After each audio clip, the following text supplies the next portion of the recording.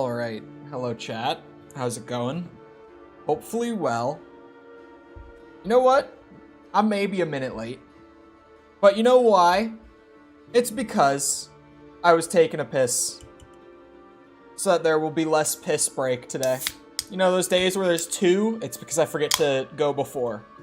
So today, there should only be the one. If even the one. But hello.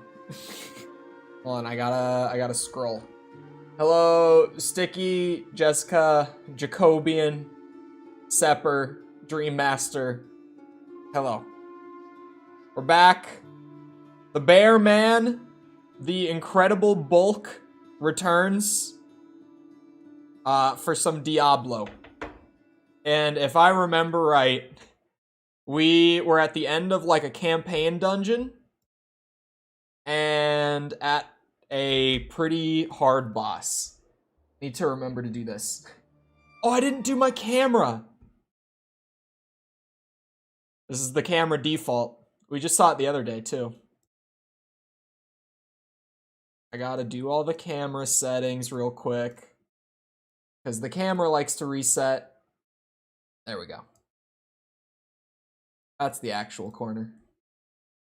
If you arrived at class late and the teacher asks, why are you late? Do you think they'll accept I was pissing? Exactly, now get a late note. They would, because that was my reason. I would sit down. But hello, Mickle. I don't know what kind of max security prison you're at, but man, when I was in university, I didn't even get asked why I was late, if I was late. It would just eye contact as I walked through the door, and I would just sit down. Oh, wow. Okay, we had some... Oh, I have a skill point. Again, there's like these bonuses that you get across... They're like account-wide bonuses, so... I have a spare skill point from working through the actual good Bear Man. What were we doing here? Ravens. Let me see. We could get some buffs for the slam. We could buff the slam itself.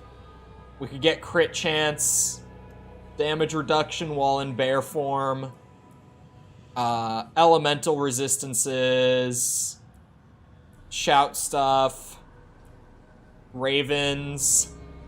There's this node that will just flat out increase companion damage by 10%, so that would just buff the ravens by 10%. Flat out. And then we've got a whole...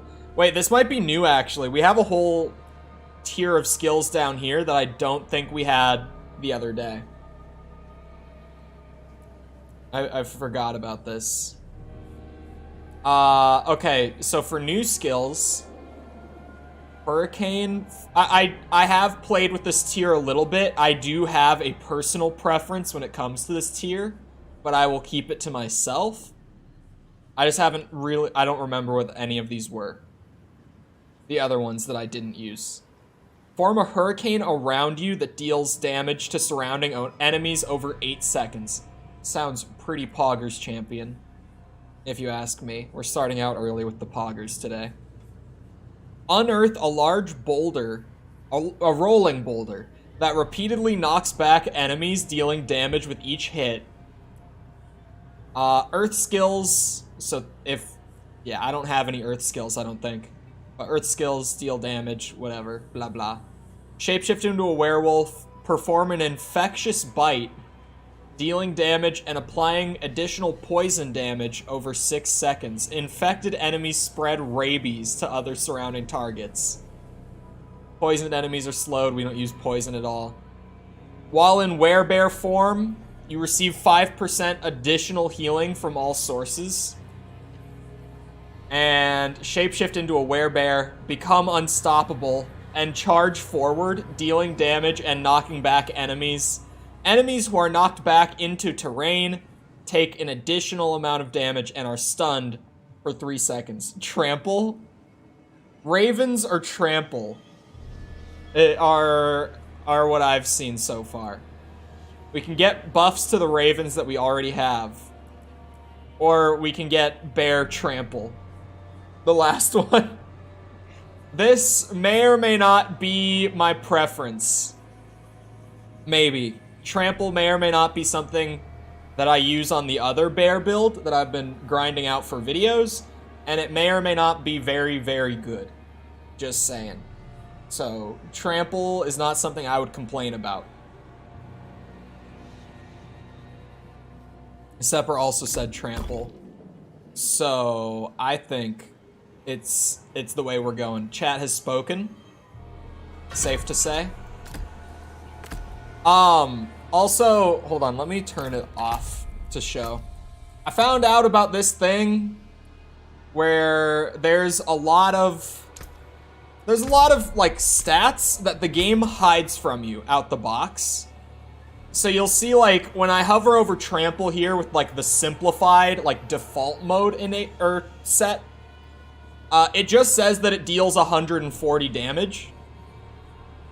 But if you go into the settings and you turn on this advanced tooltip info, they give you all the numbers. So they give me the full damage range that like the RNG can roll between like this. And it's 126 to 154. It does not just deal 140 damage like flat out. It has a range with the RNG. So like, you know. Just beat Lilith's Lament, GG easy, 10-ish minute boss fight. Is that this one? Oh, the dialogue is playing again for this. Is that this one? I don't remember what this boss was called. I can skip this because we saw it the other day. Oh no, this is just her mom. I don't remember which one that is because I've been blowing through the campaign on the other bear man because I want to get through it so that future characters I start up, I have that little skip campaign button. Why am I stunned?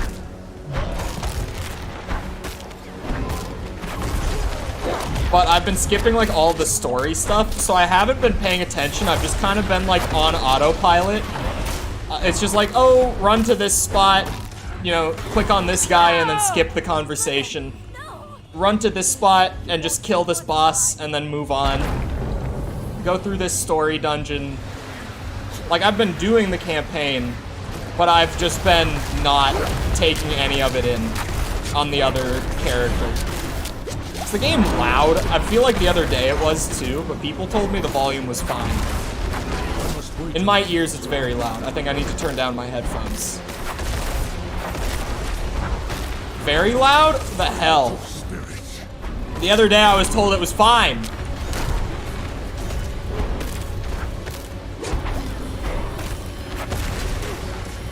God damn it. Where is all the stun stuff coming from? I am not enough of a tank to play this fight like this. Ravens are gonna be some lifesavers here, man.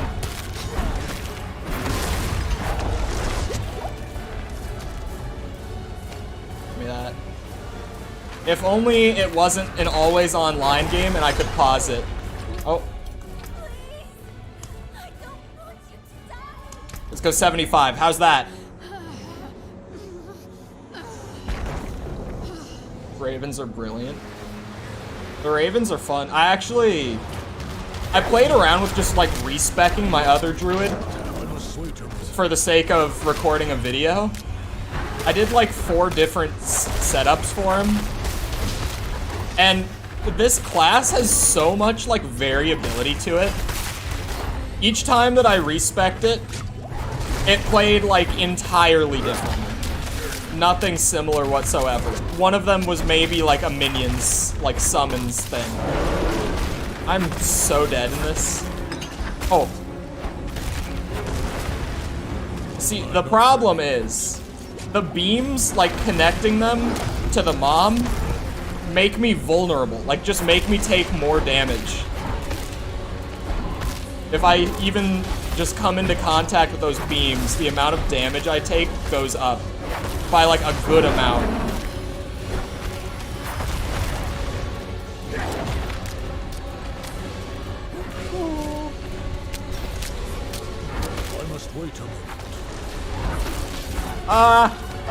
Flask. Oh. Oh.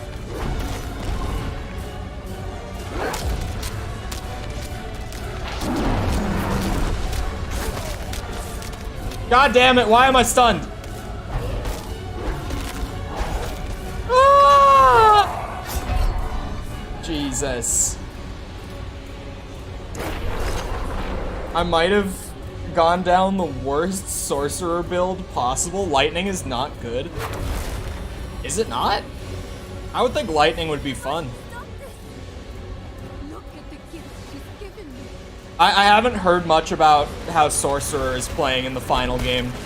I played with ice back in the beta, and ice seemed very good from what I played with it.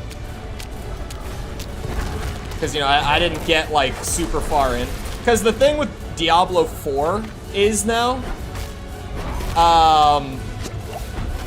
the early game isn't over until you're, like, level 50. Like, leveling all the way up to 50 is still, like, the early game. So it's kind of hard to gauge where everything's at. What I do know, from my own experience and from what other people have been saying about the classes, is that the druid has the worst early game. I, on stream and off stream, am playing the weakest character in the early game, which is fantastic. Which, you know, Bear is great, but Bear is not very strong early on. It takes a lot to get Bear to kind of like come online and kind of work the way it's supposed to. My other one is getting there. I think it's like level 35 or so right now. It's getting there. But it's still taking a bit more. Everyone's saying Barb has the weakest early game, but ranks up. I have seen that, okay, so Barbarian in Diablo 4 has gotten nerfed with literally like every beta and test that they've done. They've had to nerf Barbarian, and it still apparently is like the strongest endgame class in the final build, like 6 nerfs later. It's still just like by far the best endgame build, which is so funny because it shows how badly that class needed all the nerfs it's gotten up to this point. But Druid, I've heard Barbarian's kind of like middle of the road for early game.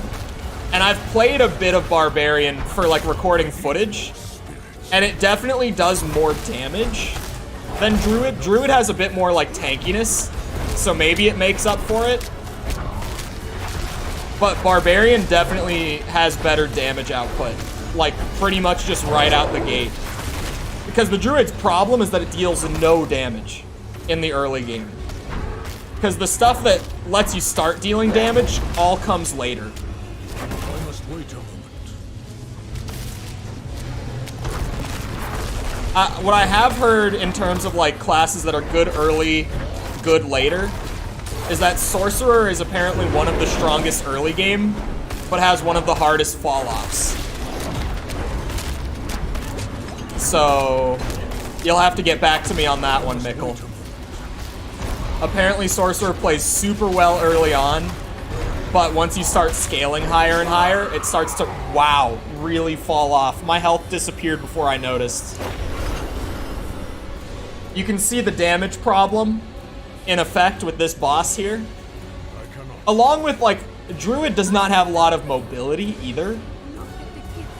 At least those health vials are staying between fights. That's gonna end up saving me in the end. Just like the carryover health refills from the previous attempt.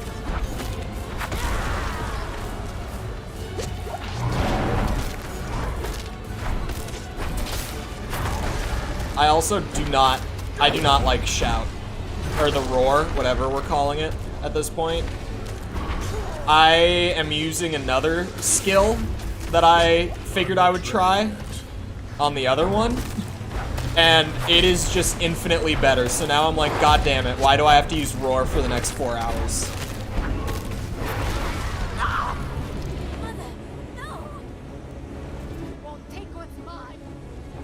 Sorcerer's useless. Sorcerer's supposed to be like glass cannon though. That's always been their thing. Like I'm one of like 5 people who's playing Diablo 4 who has actually done like multiple full playthroughs of Diablo 1. And that game had 3 classes like when it first came out. It was just Barbarian, Rogue, and Sorcerer, and Sorcerer was always... Actually, it was Sorceress. There was no male version of the Sorcerer in the original. It was only Sorceress. And there were also no female Barbarians or Rogues. Like, the genders were just set by class. I think I'm remembering that right. Rogue might have been female, I don't remember, actually. Not 100% on that one. I know Barbarian was a guy. But that's kind of always been their shtick, as long as Diablo has been Diablo. So it kind of just depends how good can you clear a dungeon with the glass cannon. That's kind of what Sorcerer comes down to. It's like, can you kill the big bad thing before it hits you? Because then you're fine. If not, you have a problem. That's kind of where I'm at right now with this boss fight on the Incredible. Because the problem is definitely that I cannot kill any of these things before they can hit me really hard.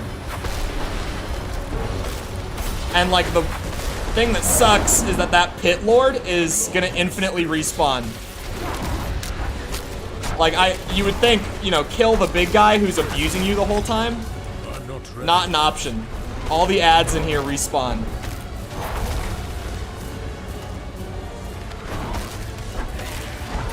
So it's like a bullet hell boss where I have to actually dodge things, except I deal no damage. I'm getting stunned from time to time, which doesn't help. And I have terrible mobility on this class.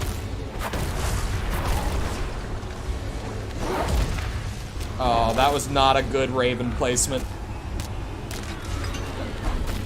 Oh. Flasks dropping is a big deal. Ah! What level are you at now, Mickle? Forgot to mention that. Oh, Pit Lord is stunned. That didn't last long. I'm not ready yet. Oh.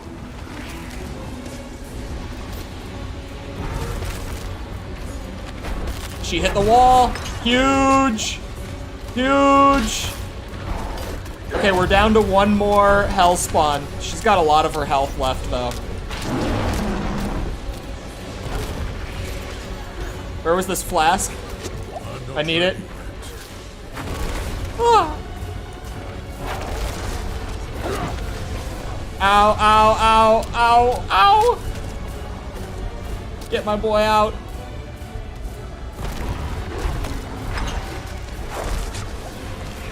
Killing him did give me those. Big play. I just wanted to kill him because I didn't think he would be able to, like, respawn in time, which I was right. But those heals definitely helped, too. God, that was way too hard. You were protecting me. I don't want to hate you. I'm trying. I really am.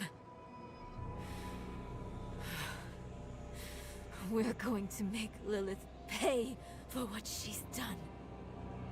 So we need blessed blood. Go back to your Prava. Get that blessing. Beg if you need to. Whatever it takes.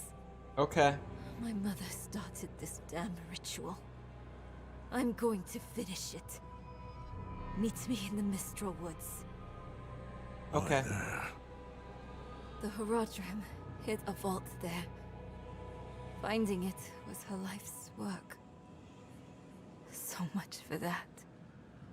Maybe it will help with the ritual. If not, at least I can bury her where she'd want. I need time. I'm sorry. Just leave me.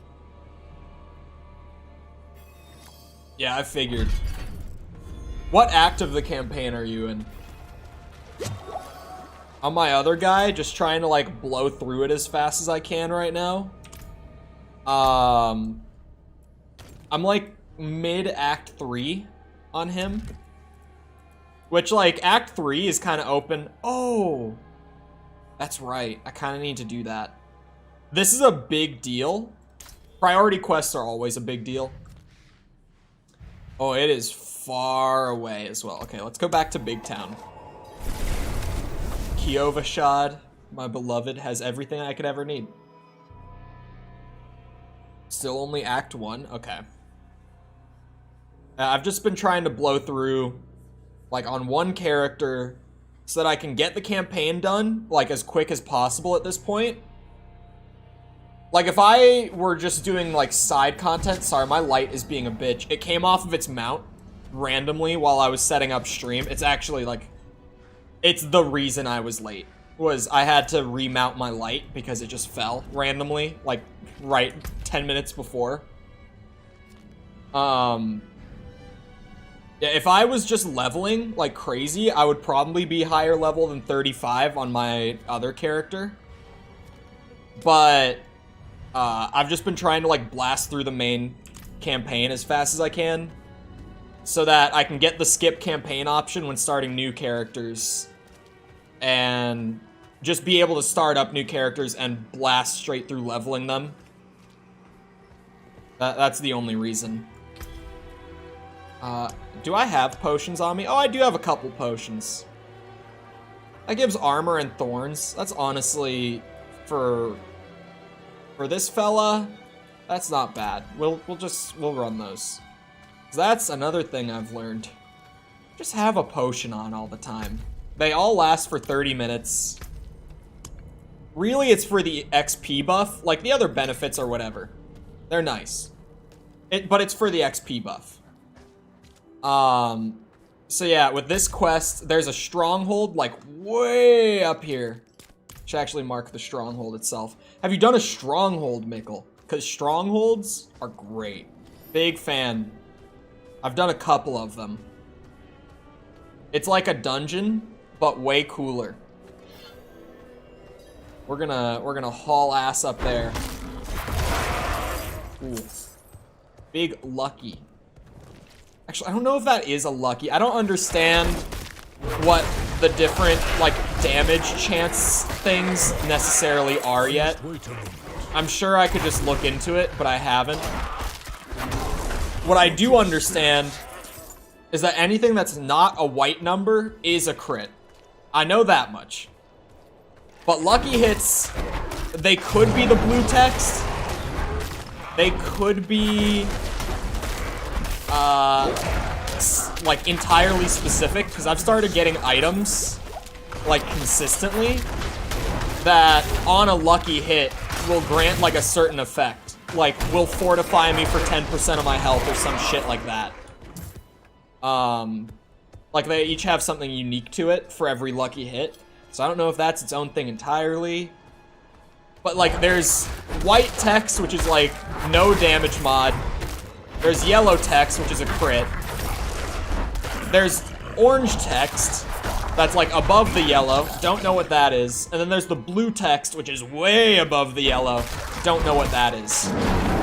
Don't understand how all that number stuff is working necessarily. Despite how many hours I've played at this point. Just blue happens here and there, and the damage is really nice. That's what I understand. That's what I've got so far. I actually have a nice... Oh, I should have sold my, my weapons and stuff while I was in town. Hold on. I can't believe I didn't do that.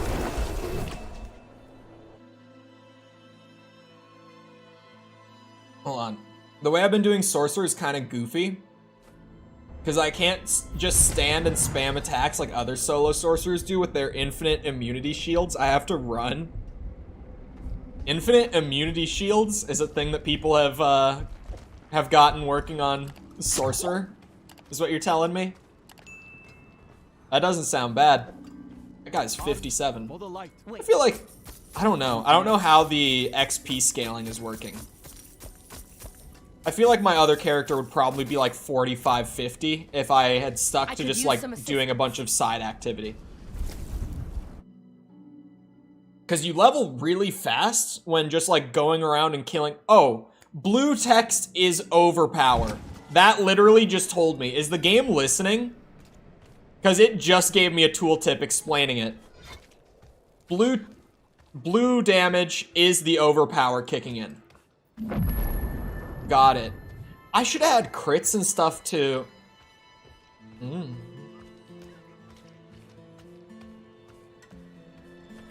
I started speaking. My brain just went burr and like... bleh. I should though. Yeah. You don't need to know, actually. As if you don't know what I'm talking about. The ravens, it's so funny having 3 ravens that are swooping down passively. Because if there is an enemy on the screen, then like every second I have a raven just swooping down and like doing little chip damage. It's so funny. I wouldn't say the ravens are a great skill, but they are a very entertaining skill. Like having these raven companions just kind of swoop in randomly. It's just funny. Infinite mana, infinite shield with Frostfire was a pretty strong build. They nerfed it. Is that like from beta to now? Or is that like during early access / launch they've already nerfed some sorcerer stuff? Oh, great. Well, the damage isn't much. That's all like with the passive. The storm is fine, but it also kind of relies on the enemies standing in one spot. We got a skill point. Where does it go, chat? We got slam damage. We got some modifiers on the slam that we could look at. Like stunning enemies with it, or reducing enemy damage that are hit by it. Crit chance. Damage reduction while in bear form. Reduce the cooldown on the roar. Might make it better, because the roar's effect isn't bad. It reduces damage taken by 70% for 4 seconds. Like, it's good. It cuts it down so that you're only taking 1/3 of the damage you would otherwise. It's really short, though, and the cooldown's really long. It's my only... Like, that's why I'm not loving the roar very much. Roar fortifies you for 22% base life. That would actually make the defensive skill way better. That would make us way tankier. Hold on. Not to like... I don't have the system unlocked. There's a thing later on. I'll just say it flat out. This is a druid mechanic. It's exclusive to the class. But there's a thing that I can get later on. I'll probably get it unlocked today. Where I will also be able to get something that makes it so that using any defensive skill will fortify me for 10%. So we get those two stacked. Every time I use Roar, it will fortify 32% of my health. That's pretty good. Like, that's pretty damn good. If we get that synergy going. That would actually be some synergy. Some winergy. Just stack a bunch of fortify. Make us super tanky. Companion damage, 10% increase. Let's see, what would the ravens get buffed to? If we go, that's more than a 10% increase. To be fair. It's a little more, that's like a 15% roughly. If we actually pump the skill itself rather than that one. I'll allow enhanced roar, but I will get some raven buffs. Oh, we could buff trample, or the enhanced trample is really good for damage. Trample deals 150% bonus damage. The bonus damage is reduced by 50% for each enemy hit after the first. So you get the trample to do like 2.5 times the damage to the first enemy, but then it just drops by 50% for each enemy it hits. And then there's other modifiers after that too. Also pumping damage. That one increases our healing, but I'm only healing from flasks, so it's not fantastic. Which is most helpful? Most helpful right now would probably be enhanced roar, or this. I'm giving opinion. It's still chat's build, but enhanced roar for that big fortify, because that is a really big fortify, or stunning enemies when they're hit with the slam. Those would be like the two most helpful things if I'm looking at the skill tree and what I have and what I don't have. I'd say enhanced roar then. I was like, my ravens are doing something. What's going on here?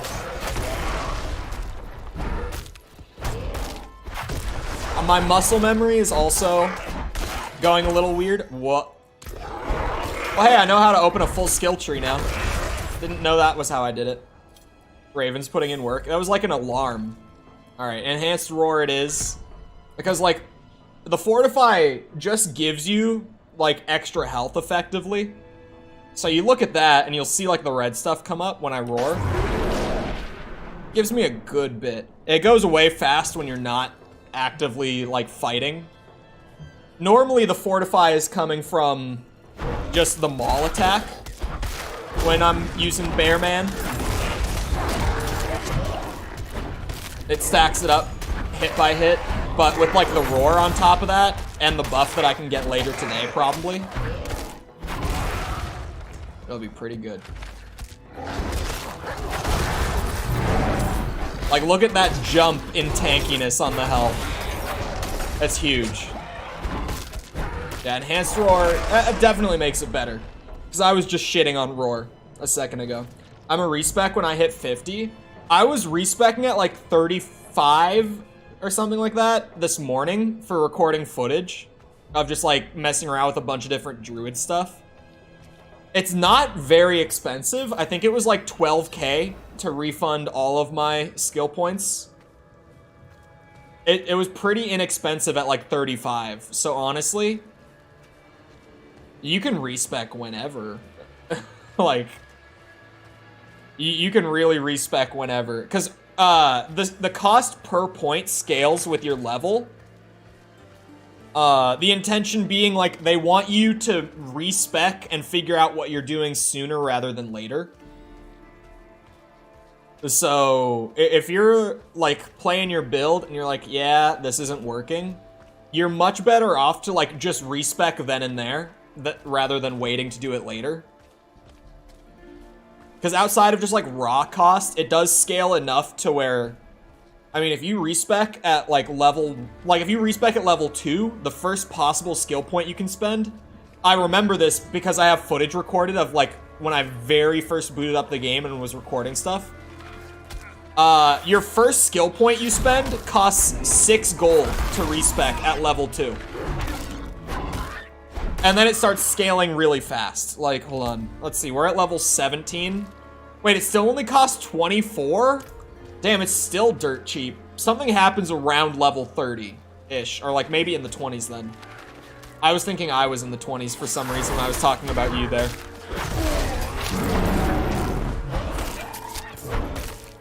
Actually,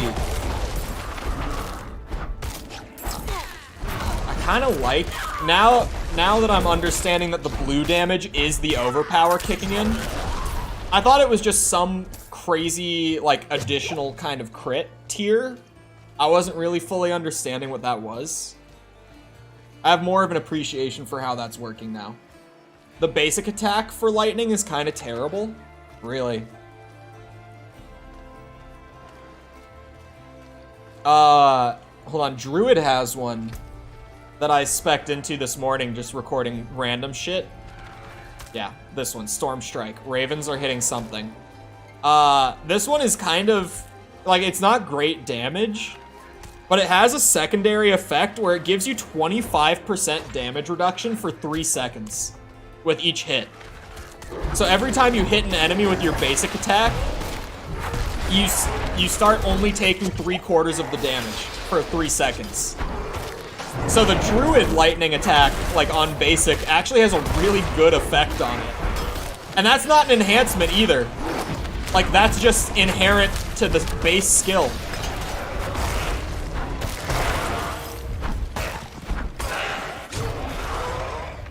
It's actually pretty good.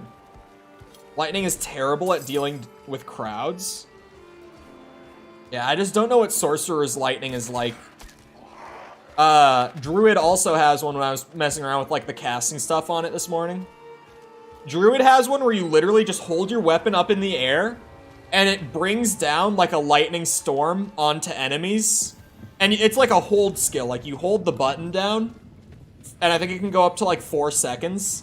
And it's just this big AoE, like, lightning storm that hits the enemies and chips them down pretty fast. Like that, it's like a crowd clearing lightning skill on Druid. The Druid kind of has like a Walmart sorcerer setup that you can do. Where like, you're not gonna get some of the crazy damage that you can get out of a sorcerer, but you can do some pretty fun casting stuff. What I've noticed mostly with Druid's skills though, is that it seems like Blizzard wanted them to be like an AoE class. And I was actually just about to say, the only exception is the werewolf stuff. Werewolf seems more intended to be like single target. For sure. But, like other than that, Druid is like really crowd control and like AoE focus.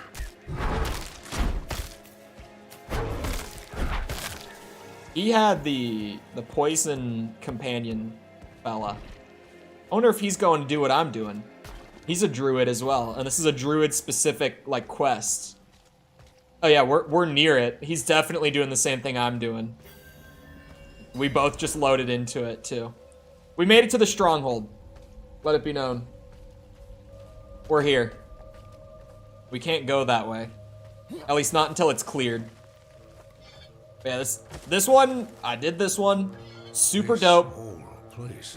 It unlocks a pretty key scaling system for the druids and like your builds with them. So clearing this stronghold out and doing this little like essential quest is very, very worth it. It's why when I saw it, I came straight here. I was just gonna keep flying through the campaign because I want to get a horse. That was my goal with it the other day. That's why we started doing campaign stuff on this guy, was to get a horse. What's going on? Here we are. The memory.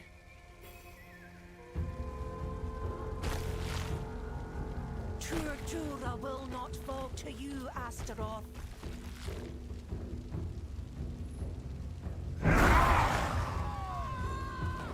In one swipe, he killed the 3 people standing guard. Yeah, now we're just in. Now we're actually in the stronghold. Like, we're loaded into it fully.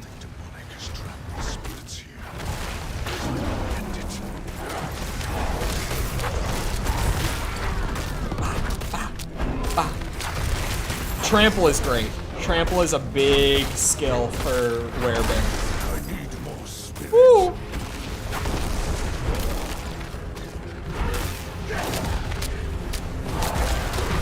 Everything is ruined. It's all ash. Come on, bitch. There's so many elites here. Why are there so many?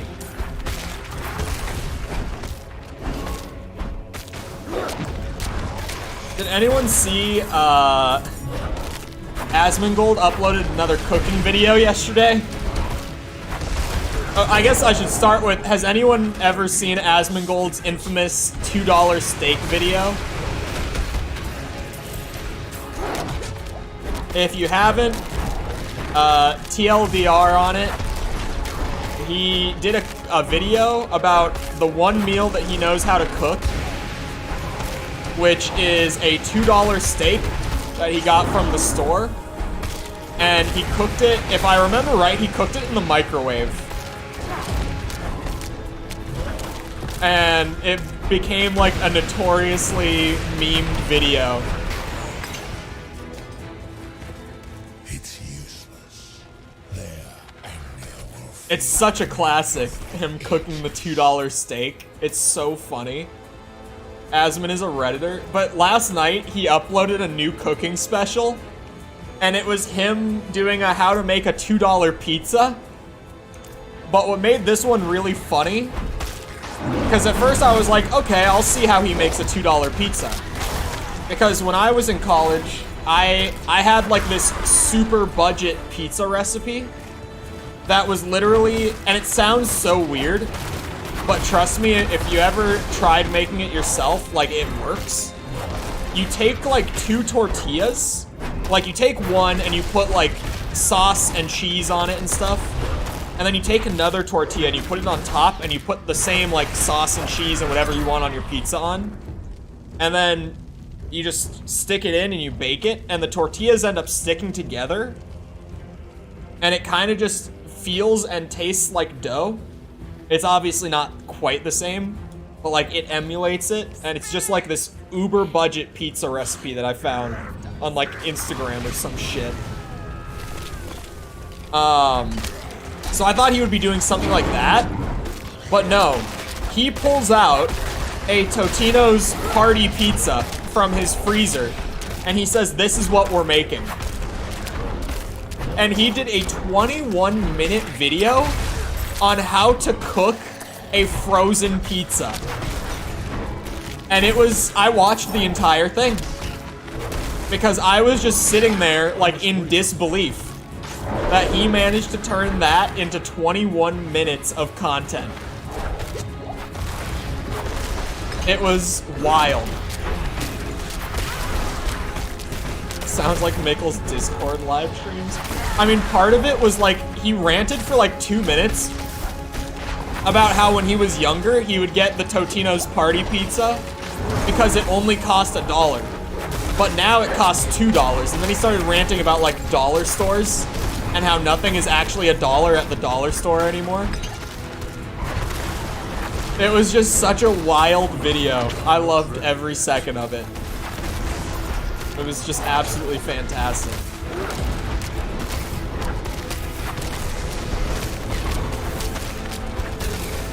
Why is it spawning level 19 uniques, man? I'm a level 17 bear, okay? I don't deal much damage. I'm struggling out here. You can't be throwing level 19 uniques at me like that. You just can't be. Turning a 2-minute video into a 20-minute rant. That is kind of his thing. Like, I don't watch a ton of his stuff until, like, you know... I watch his stuff when, like, there's something specific out that, like, I'm playing and he's also making a ton of content on. Which normally it will be, like, a PoE league. Right now, I'm watching him again because Diablo 4. Like, he's a big ARPG and MMO guy, so obviously, Diablo 4, he's playing a lot of and talking about it a lot on stream right now. And I don't know if he runs his own highlight channel, but whoever runs his highlight channel, right now, it's just like infinite Diablo content on his channel. Like, genuinely, there's a new, like, 30-minute to hour-long upload, like, every 3 hours on his highlight channel about Diablo. It's wild. Paul Jeffrey. Who was Paul Jeffrey? I watched a few episodes of Better Call Saul, but I never got into it. As a Breaking Bad fan back in the day, Better Call Saul just wasn't able to live up to it for me.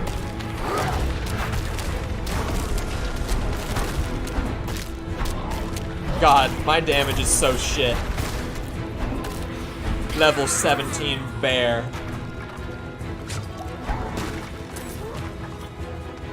Wait a second.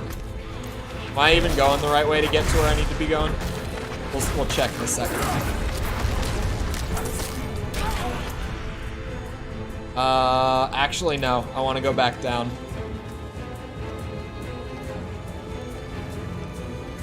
Who was Paul Jeffrey? 68.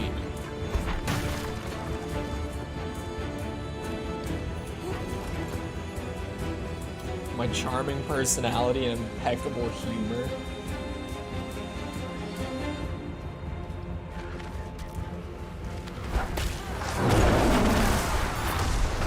Shit. I did not mean to slam twice. I just got into the habit of spamming. On my other bear that I've been playing, my actual good bear is what I'm just gonna keep calling him. Because this one's like, it's mostly there as much as it can be at this level. But low level bear is already bad, and the build here is a little scuffed. A little bit. It's not as scuffed as I was expecting with chat making a Diablo build. I'm not ready. But my other bear can slam 3 times with full spirit, so I keep getting into the, like, I keep thinking I can do a 3rd slam when I can't. It's probably why you keep hearing my guy saying, I don't have enough spirit. Forgotten.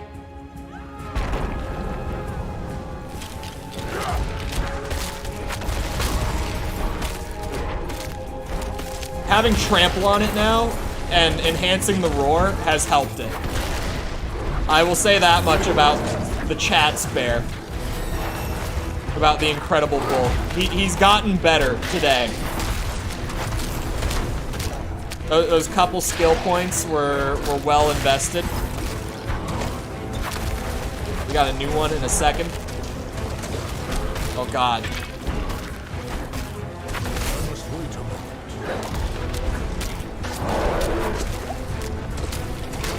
I have like my whole health fortified right now. That's the one thing I like about this one. Sweet as the day. I'm actually like fortifying my entire health bar. You shall feed the flames. You who is touched by hatred. Okay. Skill point. I can also look up Paul Jeffrey in a second. Pulverized damage. Bringing that up would be good. Getting either stunned on Pulverize or damage reduction on Pulverize would help a lot. I mean, both of them are good. Personally, on the other bear, I went with the stun. But the stun only triggers on Overpower, so it's a smaller chance, but it's still really good. Damage reduction is a good thing. Crit chance, just raising that. If we put 2 more points in, it'll go up to 6% instead of 2. It's a good increase. Damage reduction in werebear form. This can go up to 9% at max. That's also pretty good for just being a tanky-ass bear. Elemental resistances, these can go up to 15%. Also good for being a tanky-ass bear. I don't know what these are gonna be. Roar also slows enemies by 65% for its duration. That's like 4 seconds. It's fine. Roar also heals you for 4% of your max life per second. That's 16% of max life given back when you roar. That's honestly not bad. Like, that's really not bad. Buff the ravens, buff all companions, even though we're only using ravens, but... Oh yeah, the gain spirit when transforming into human form. The only way that this would be any sort of good is that at max, this would be 6 spirit. And I do come out of bear form when I call the ravens down. It does put me back into human form shortly every time I do that. That's like the only way that that would be useful though. It's really the only time we're gonna get much out of that if we did invest in it. Down here, get more healing while in werebears. Like, it's not terrible. What's behind it? When you remain in werebear form for at least 30 seconds, your next skill will overpower. Oh. So that's like something we could grab a point of just to skip to that. To like guarantee more overpowers, which is when I get the really big damage on like a slam or something. That would be a use. Enhancing the trample is a big damage increase, like just a massive damage increase to the trample. Other than that, I don't think there are many good options. Not really. Not unless we wanted to pick up another skill or something, which I don't think we need. We're almost using the whole skill bar as is, and we've still got this tier down here, so it's probably best not to. Thoughts, chat? What do you want?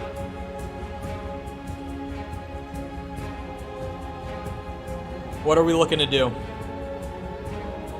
My character keeps spamming. I'm not ready for that when I try dashing. I feel that heavily. Very heavily.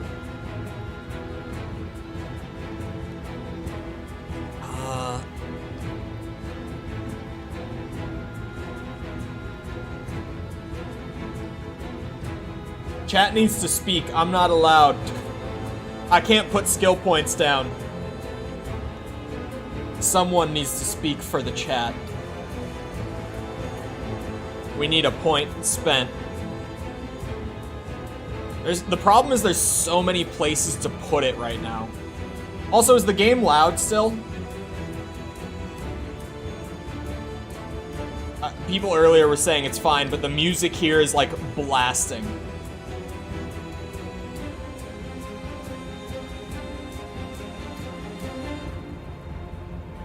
Still loud? Thought so. Just keep dropping it little by little. We'll see when we get there. Where does the point go?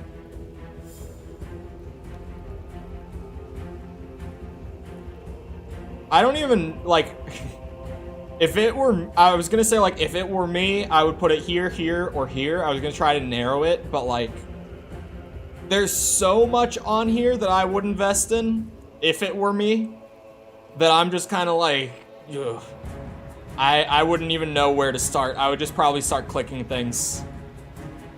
Just, we'll get there eventually sort of thing.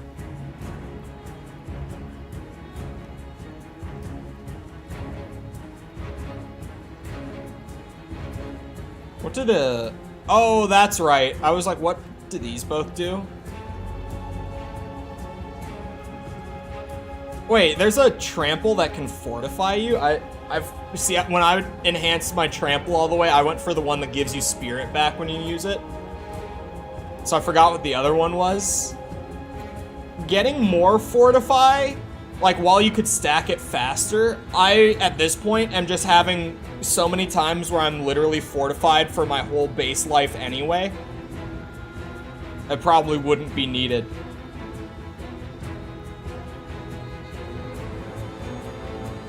Mikkel, I'm calling you out specifically.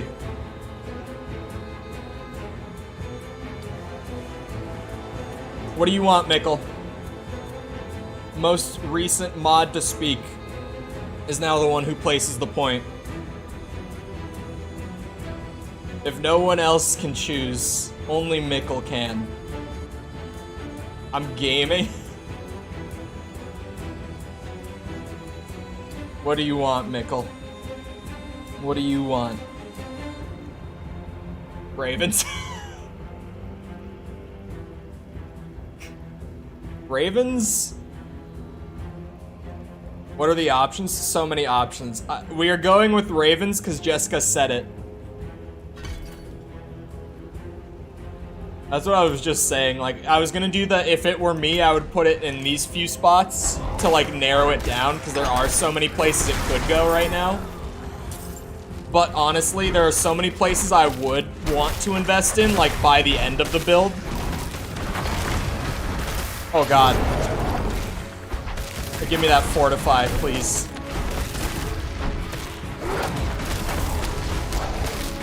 Get that Raven damage.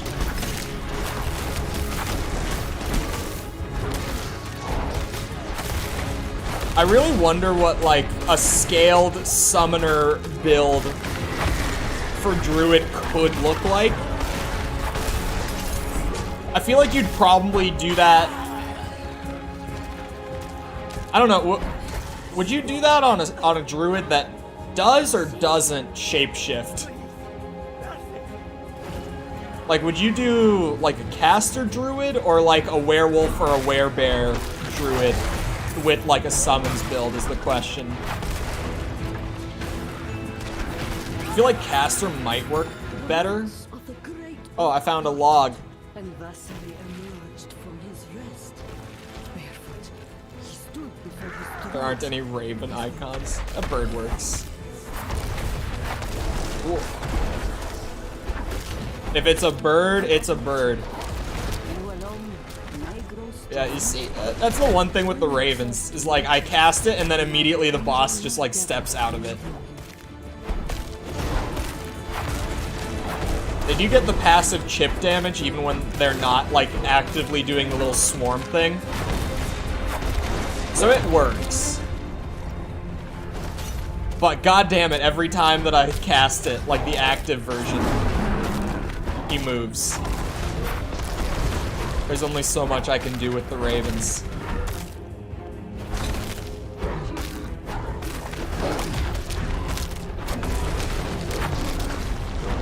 You bitch.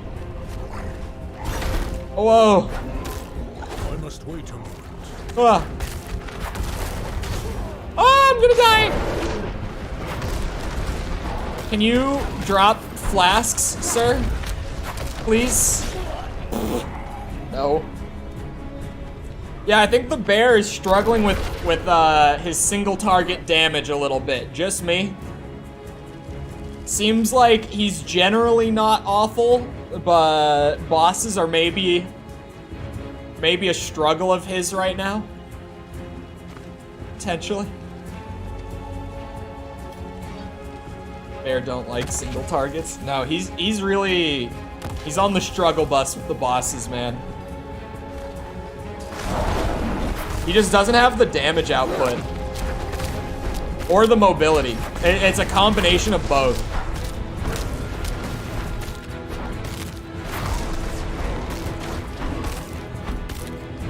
Oh shit. And then there's the skill issue thrown on top of it. I'm not ready yet. I'm not ready.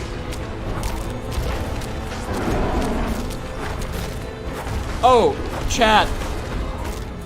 I've been doing like 20-30 minutes of Street Fighter a day so that I don't like lose it, because I do want to keep learning it over time.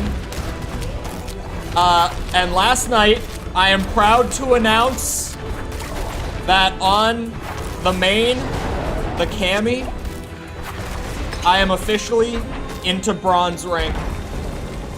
I'm a bit of a gamer myself. I'm a bit of a professional at this point. Officially a bronze Street Fighter player. Like bronze 2, because I was on a crazy winning streak.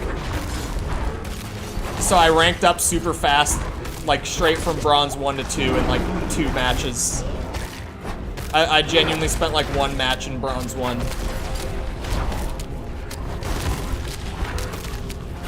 So I'm like in bronze, not like teetering back into iron.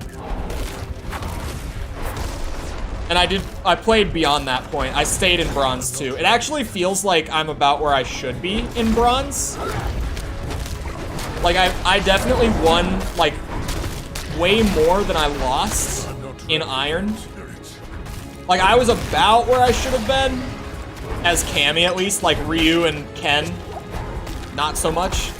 But with Cammy I was about where I should have been, but just not quite high enough. Now in like mid-bronze, it feels like I'm about where I should be. But there are still some bronze players who are like, how did you get here when I struggled to get here? It's probably just like they placed high or something. Because my Cammy placements went really bad. Oh my god. Oh, I have to go repair my shit. Alright, we gotta go all the way. Thankfully the portal system exists here. The town portals are still a thing. Classic Diablo. Except for now, it's just the fast travel system is the town portal system. It's a little different. It used to be like on a consumable thing. You'd get like a scroll or something of the sort, generally, that would just bring you back to town. But it was single use. The gimmick then being like, where you opened the portal, you can just step back in once you're done in town and you'll immediately be there. Can I upgrade the mace? Because damage is... No. God damn it. Damage is the struggle right now.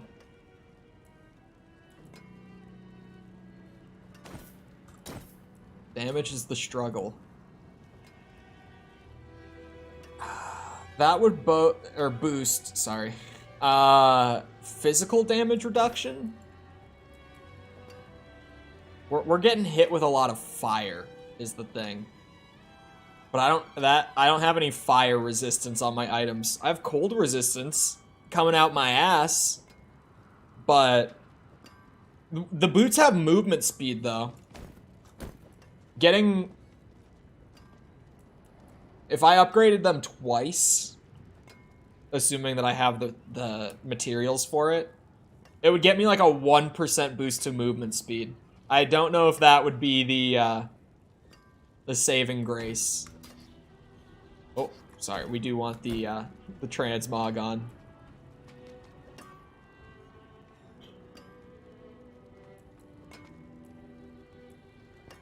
Yeah, I think I just... Even getting the armor.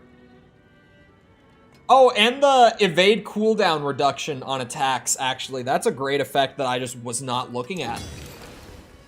I can upgrade it twice. But it won't upgrade the attack thing again. That's fine. We do it for the armor and the movement speed. Upgrade this fella, too. I need the armor. I need what I can get right now. My boy is struggling. And if I can't increase my damage, I'll at least try to become a tank. I might just need to... Like, I might need to do some side activities on the Incredible Bulk here. Like, he might need more skills, genuinely. We might be overachieving a bit, doing, like, strongholds in the campaign with him where he is. So far, he's still struggling. Classic early game druid. Uh-oh.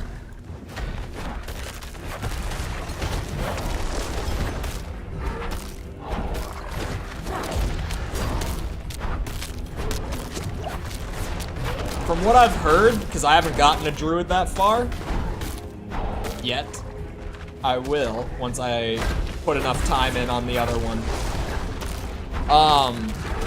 I've heard that the druids really kind of like come into their own at about 60,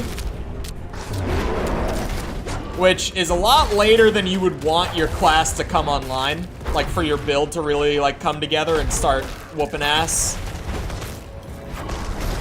But if that's what it takes to have a bear going around and mauling and slamming shit that's actually good, that's what it takes. Oh shit. I was standing in it and like confused why I wasn't slamming for a second.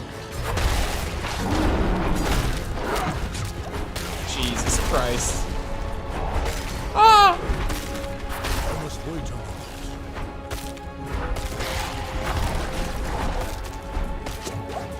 Come on.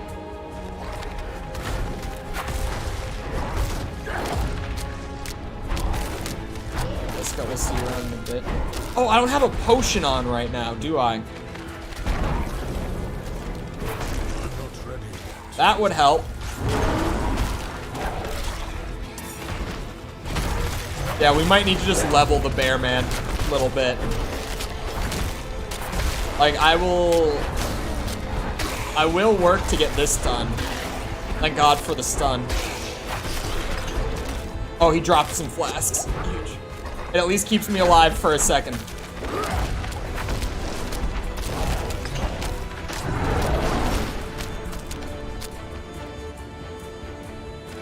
But we might need to spend some time just leveling this guy. He's not built enough. I must wait. Oh my god. Jesus. That's not where I wanted the ravens. My health. My health. Oh boy. This is a bear build for sure.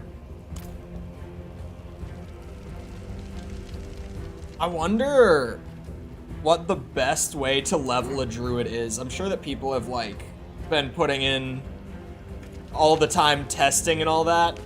To be fair, I am playing World Tier 2, and I do know that playing Tier 2 is not like the efficient way. Pretty much everyone seems to agree that you just end up like getting to that level 50 mark so much faster if you just play World Tier 1 and then jump straight from 1 to 3 at about that point. People are pretty much in a consensus that that's like the way to go at this point. I'm not ready yet. But I want that Diablo experience. Even if this is like the bad part of it, if this is the part that I have to get, I want that. The games have always had their difficulty. Dude, the first game, if you are not like choosing your gear very carefully and leveling yourself like very efficiently in Diablo 1, that game will run your shit. There goes my light. That light is being such a bitch today. I don't know how it came off its mount. I needed to like really hastily mount it too before stream because I did not have the time to do it properly. I don't even know how it fell off. It just randomly fell, and I was like, oh, there goes the light. I must wait a moment. It wasn't even like I slammed the desk or something, and it just, the shaking, like, knocked it off. It was nothing like that. It just came off. I must wait a moment. I was big chillin'. I was actually typing up the question of the day, and it just randomly fell. I was like, okay.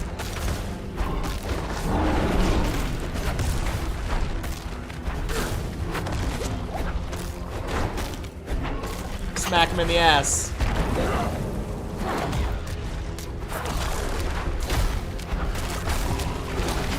Oh my god.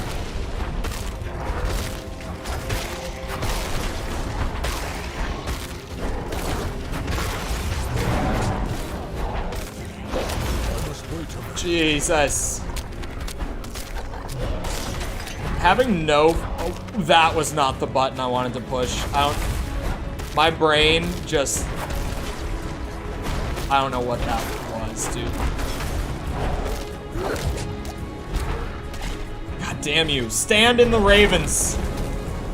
If I'm gonna use I'm not ready. one of my only, like, actual damage dealing skills, I'm gonna need you to sit still, friend. Because clearly, Slam and Maul just ain't doing the damage I need them to right now.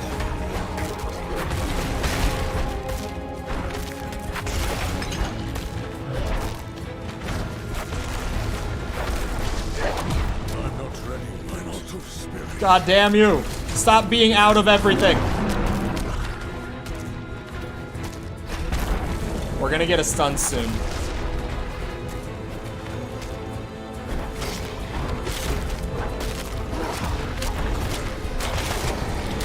There it is. That's what we needed. If only there weren't ads. Thank God I roared when I did.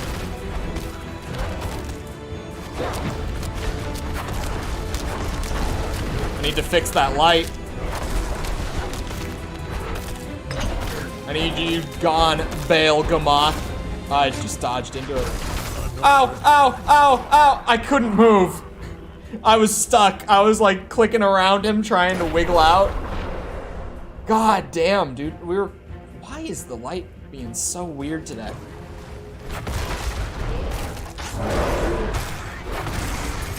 Trying to figure out how we can recover the bear, man. Outside of just grinding levels. I'm like, is there a certain skill that I can convince chat to pick up? I'm just like, what do I do? It could just be a gear problem at this point as well, in all honesty. More ravens? I don't know if the ravens are the problem. I don't know if lack of ravens is a problem.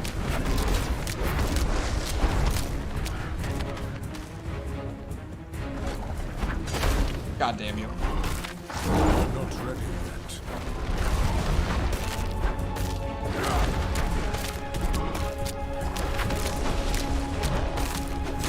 Ow.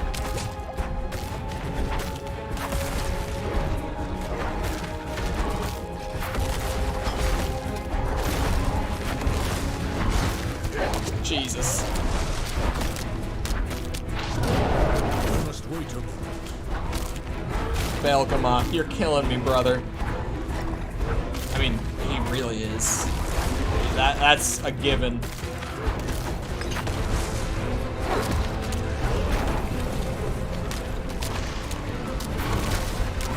I'm not ready yet.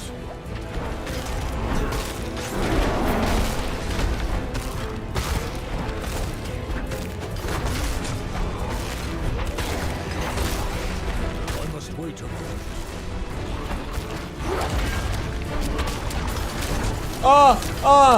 Stuck on him again.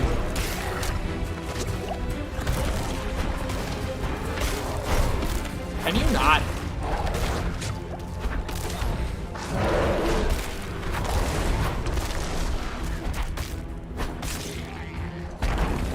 I must wait. Jesus Christ! He just wiggled right out of the ravens.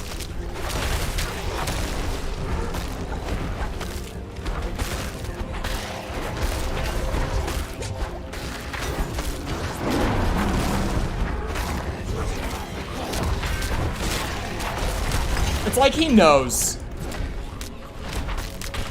I must wait a moment. It's like the AI is smart enough to know when it's in like a lasting AoE skill and it just leaves.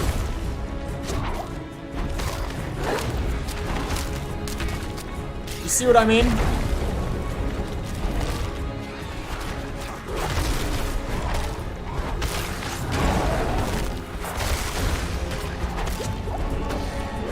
There we go. Big stun. I must wait a moment. I can drop ravens on his ass.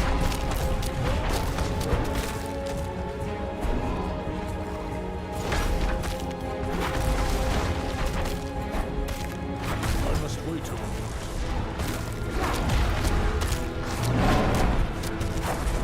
Where is he going? What is this?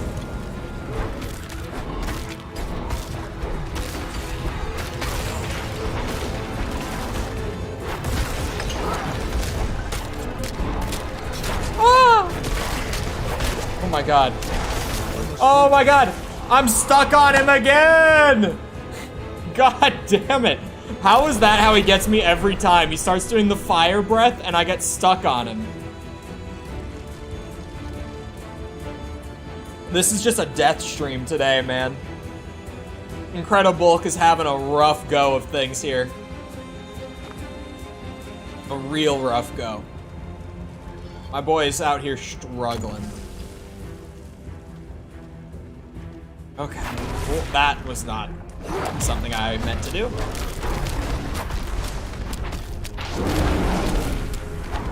Just try to fortify as much as I can. Avoid the hits as much as I can with, you know, a dodge that's on a cooldown that is like triple the time between his attacks.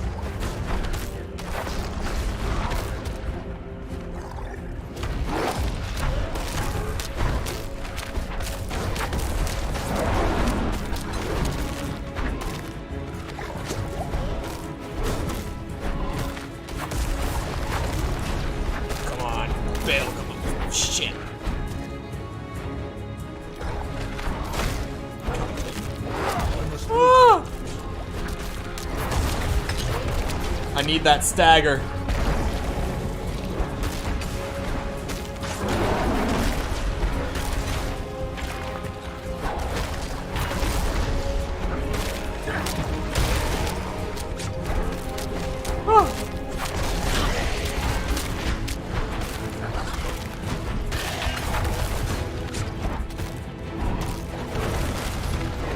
I must wait a moment.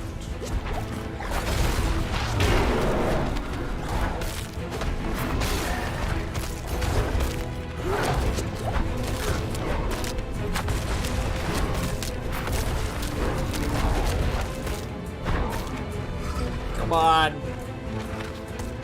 You stay by me. I must wait a moment. The last thing he needs.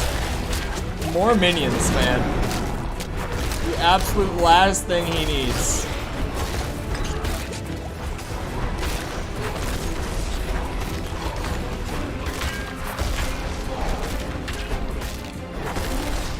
I must wait a moment.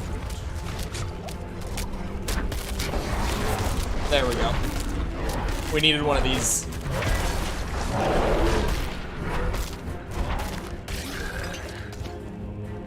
Where's he going?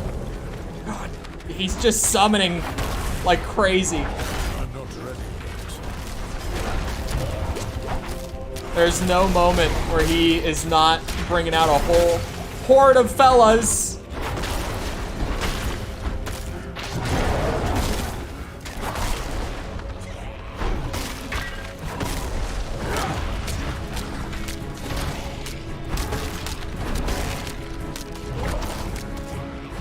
Oh my god, my dodge kicked in there. How did I roll a dodge in that situation? Oh. Well, there.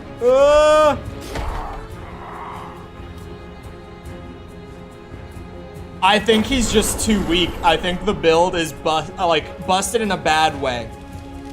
Like, I think the build is just too shit. I don't think it's working. This was more what I was expecting on day 1. It took until day 2 for us to get here. How dare you? It's not working. I fought this guy on the other bear. It did not go like this. Ah!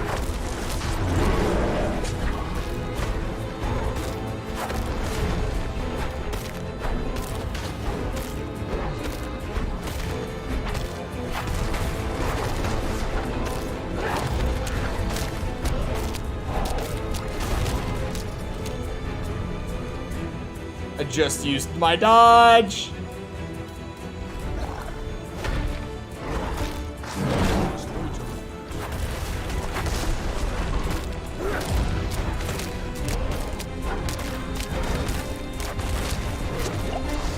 Oh my god.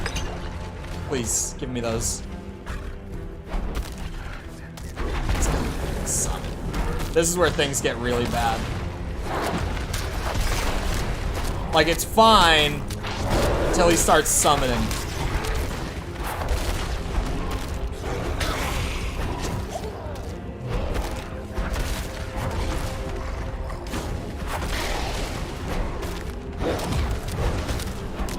Come on. Come on. I'm not ready yet.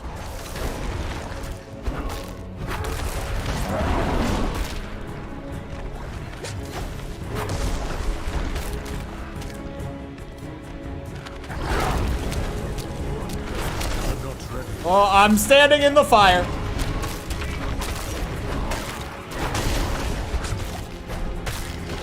How to lose all of my fortify that I've stacked up. I must wait a moment.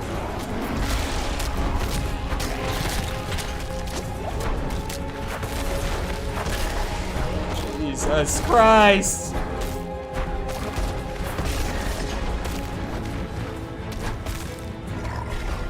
I'm not ready yet. His health is low.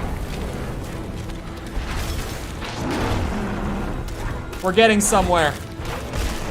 For the first time, we're looking pretty good.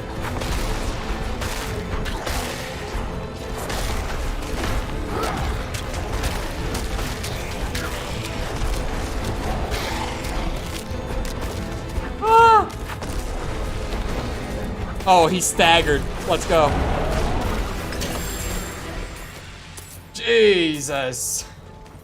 Christmas. You will never harm another soul. Oh, it has a socket. Is that our first? Yeah, that is our first item with a socket. Cooldown reduction, healing received, rank of all defensive skills. Wait, gives me 1 rank of all defensive skills. I just upgraded that. Hold on. Oh, it gives 1 rank of roar and earthen bulwark, which is a defensive skill, and damage reduction. Holy chest piece, dude. Like, god damn, that's an improvement. So it's giving us an extra rank of roar. Hold on, where's the defensive? There we are. We're getting all defensive skills. But so we're getting 2 ranks of roar, bringing the cooldown down by like 4 seconds on it, which is super nice. See, it's a gear game, chat. I mentioned before, Diablo's a bit of a gear game. It absolutely is. Earthen Bulwark is the defensive ability that I use on the other bear. It's very good, but it's very good because of its enhancements, mostly.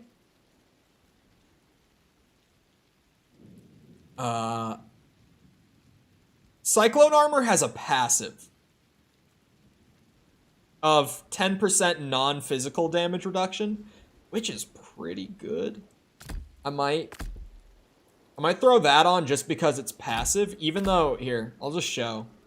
The other one gives you these, and these bring up, like, just a flat damage barrier for half your health.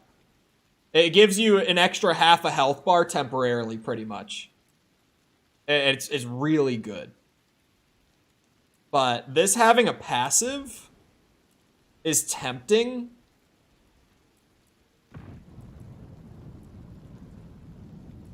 It's chat's bear. Thoughts? Thoughts on which extra defensive skill to bring on? There's also the werewolf one.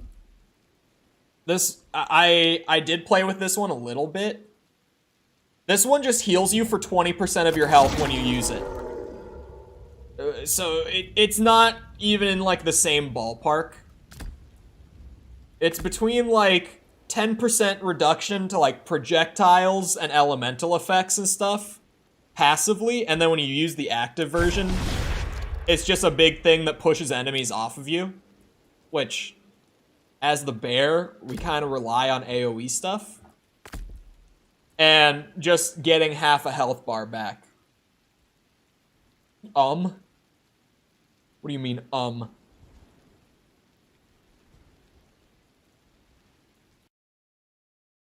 Earthen looks cool. I forget when I click out of the game, it like slows the frame rate and cuts the audio. I need to remember to not do that very much. Yeah, we don't actually have a skill point. Oh. Hold on. Where does it want me to run? Behind the tree. I was like, to finish the stronghold officially, where does it want me to go? And then there's this, like, essential quest that we've got. And by doing the essential quest, we get, like, the druid-specific, like, kind of build scaling system. Each class has its own, like, system to it that helps, like, scale the build further. So we'll get the druid one real quick. I was looking at Witcher 3 builds. Now, why would you be looking at that? The finest cuts and clarity. What suits you? She sells rings. Wow, that's a ring. Not one I would want. I like the crit damage.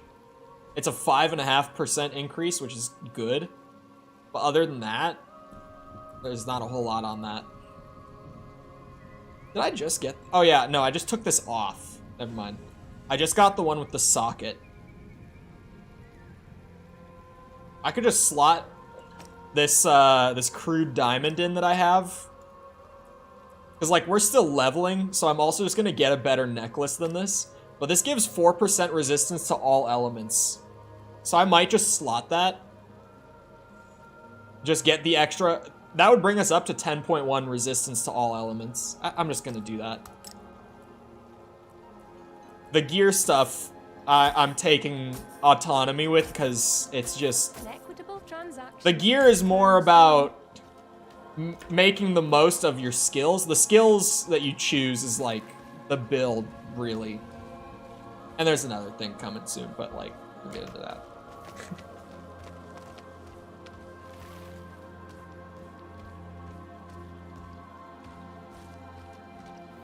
Not thinking about starting another playthrough. You've healed this place, but the spirits here still ache with rot.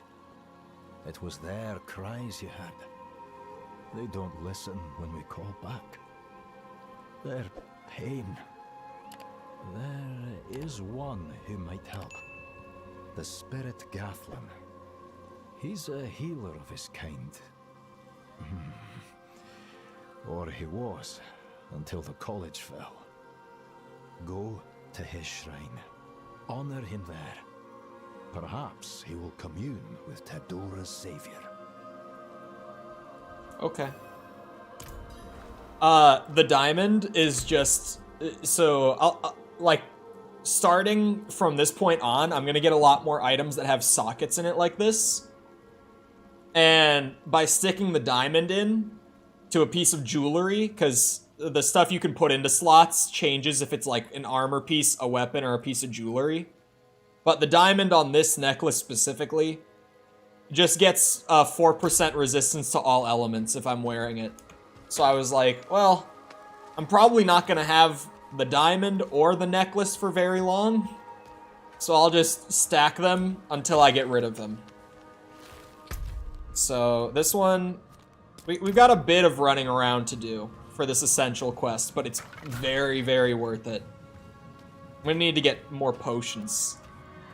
Because we definitely, like, on top of just, like, the armor and thorns, which is nice for a less mobile build like this, with those lower tier potions that I keep getting. Just getting that constant, like, 5% XP gain buff is gonna be really big for this fella. Because...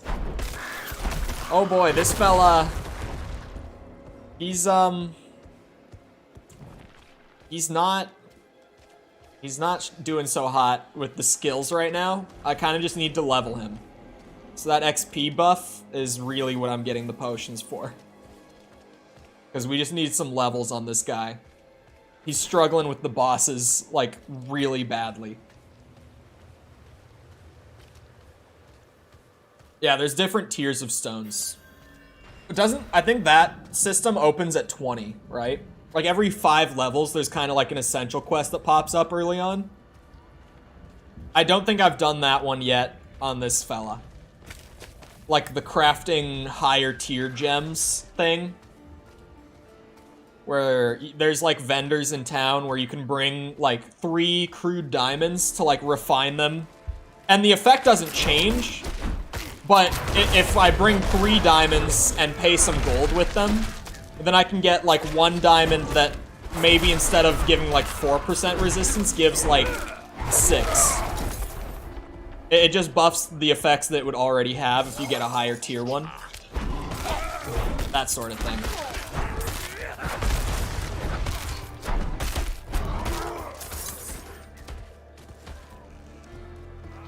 Gold, gold, gold.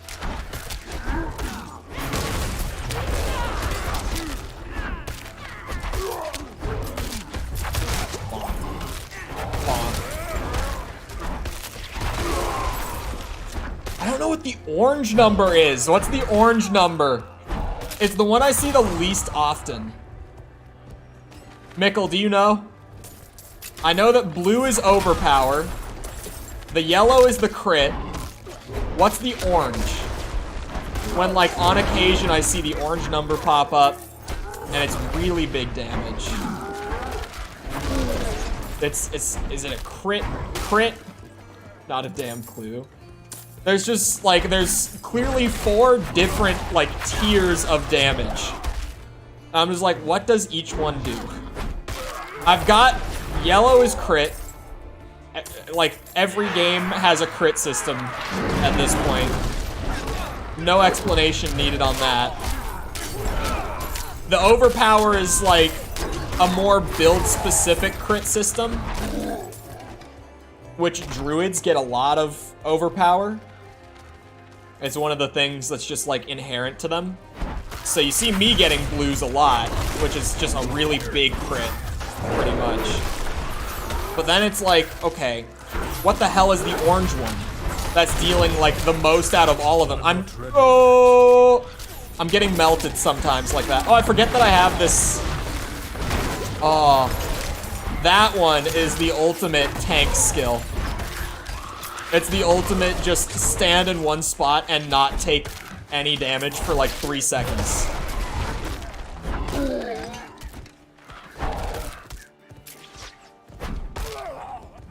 It's the highest hit of damage that you've done in a set period of time, usually a crit.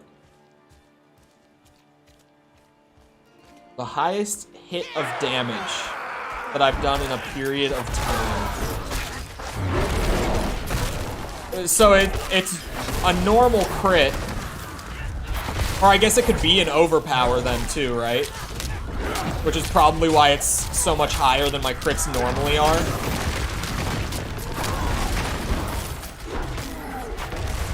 So it's just like the really, really big damage that comes out here and there. Just the biggest hit you've done recently? Okay. That's like a confusing thing. Because now, today, I've been like, I should add crits to like my side project in Unreal that I keep chipping away at eternally.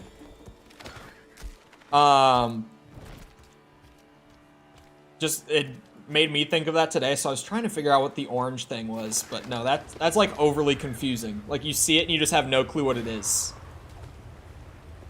And the tooltip about crits and overpowers earlier, like on the loading screen, didn't explain the orange number.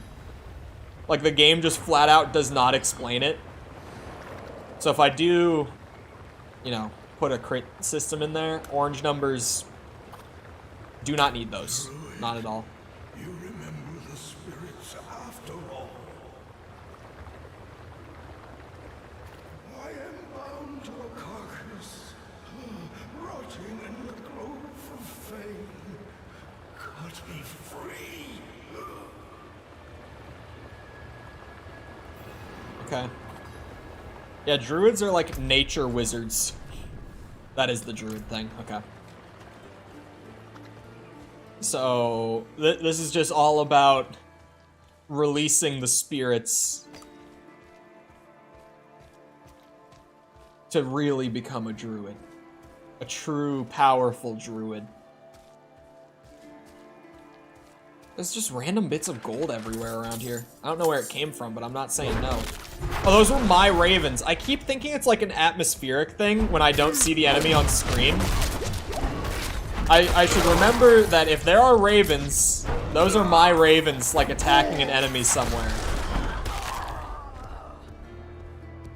We're gonna hit 19 soon. This boy needs more skills.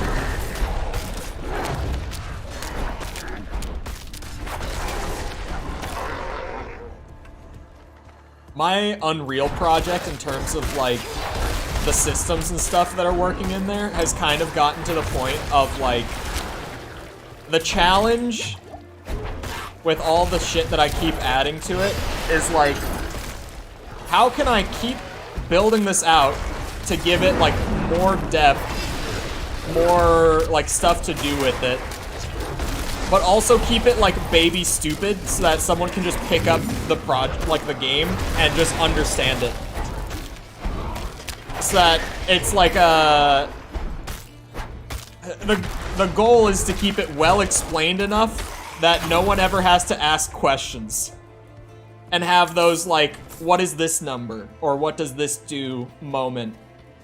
Like I just did with the orange numbers, where I'm just like, what the hell is that? I don't know what the orange numbers are. Even the blue numbers being overpower damage, with how much I've played at this point, I didn't even know that until the start of this stream.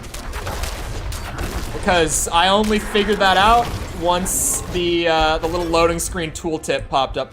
Get up! I must wait a moment.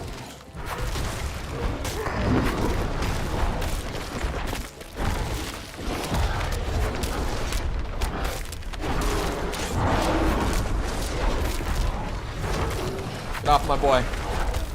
Get off my boy. I must wait a moment.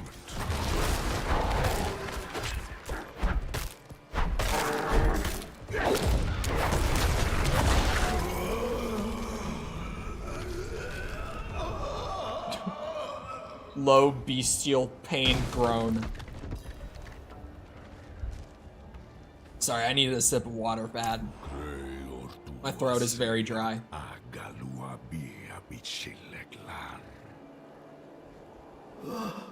At last.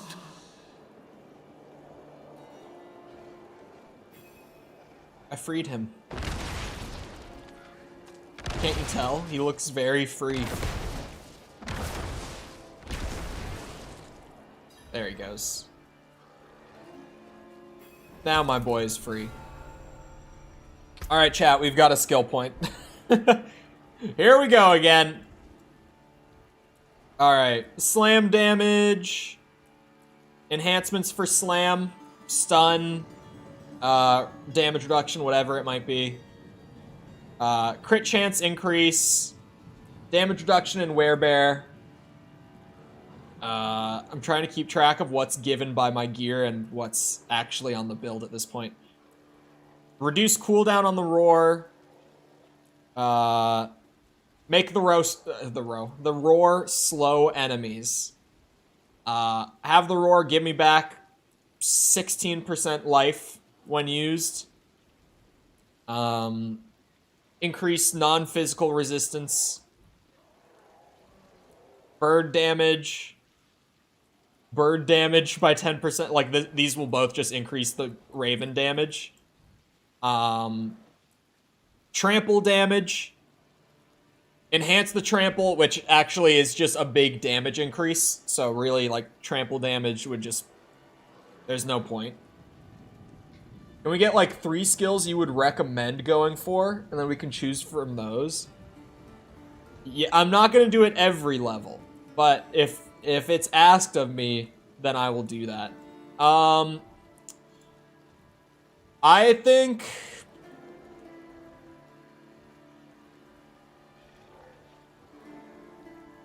The problem is there are so many routes, so my brain is just like... Oh god. How do I type in-game? On PlayStation, I have no clue. On desktop, it's as easy as, like, press a key and then start typing. But on PlayStation, no clue. I was trying to, like, drag around and I accidentally clicked on that. It scared the shit out of me.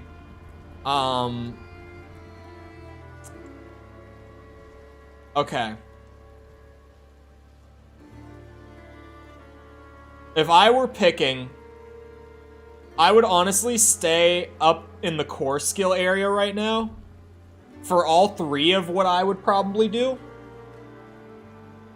Because I would either enhance the pulverize with like another effect, because it's kind of like our bread and butter thing. That's the slam, right? Hello, Gray. I would get the increased crit strike chance. Because 4% doesn't sound like a lot, but when it's literally like every tick of damage that I deal, it's actually pretty significant to get a 4% increase. Or I would get the damage reduction in werebear form, because I'm never not in bear form while I'm fighting. Like, I am bear. So, those would be like my 3 right now, if I were choosing. Somebody trying to chat me up and I'm just spinning. You can use, like, the emotes, too. Where are they? Like, these things? Hello. If you know how to do that. It helps with, like, the caveman communication. What's the news on Final Fantasy 13? Oh, I forgot to ask. I'll be honest. I completely forgot. You're finding that your health is dropping quickly? Yes and no. When I don't have Fortify, it's dropping quickly. Please host it. Yeah, I forgot to ask about why she likes Final Fantasy 13. Iron Fur sounds good. Damage reduction on the bear. Does anyone object? I always pause, just to be sure that chat is in a consensus. I'm not seeing any no's. Damage reduction while bear, it is. It also lasts for a few seconds while leaving. He was too late. He was too late. I'm just fast traveling back. It's literally in Tordura. Which is pretty much just like home base for all the druids. I don't know what all of the class-specific, like, progression systems are. I understand how this one works. I understand the Barbarian one, because the Barbarian one is crazy. The Barbarian's, like, unique mechanic is called the Arsenal system, where they literally have, like, a two-handed blunt weapon, a two-handed slashing weapon, and two, like, one-handed weapons for dual wielding. And they can set what of their weapons they want to use with every skill. And as you use each type of weapon, like if you use a two-handed sword, then with time, each bit of XP you get while using it, it will enhance your ability to use two-handed swords. Like Barbarian's specific like progression in 4 is kind of crazy. Like there's a lot there. For all these years, he has suffered too. Barbarian sucked in 3? Really? Here, place it upon the altar. Let us honor him. They are the overpowered class here in 4. Currently, the Barbarians are the most broken, like, stupidly overpowered class in the game. Winter of the great tree's corruption has passed. Honor us with your return. Etom tua creor, bog me ba igapi klickskim.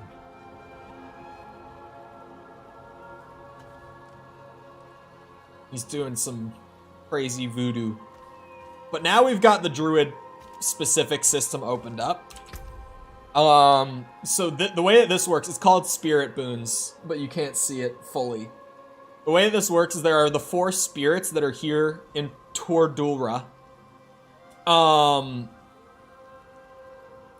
And at each of them, like the eagle here, I can pick these up as I kill enemies, the spirit offerings.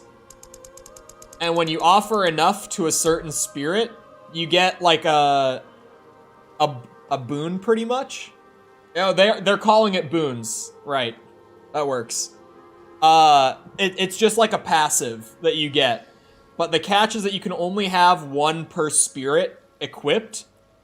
So I'm gonna run around, and I'm gonna show what we got, and then I'm gonna let chat decide where we put the spirit boons. So, starting with the Eagle Spirit, at 25, we get a 5% increase to our crit strike chance. Pretty good. Crit strike is good. At 50, we get a 10% increase to our max life. We just become tankier bear. 75, we get 10% attack speed.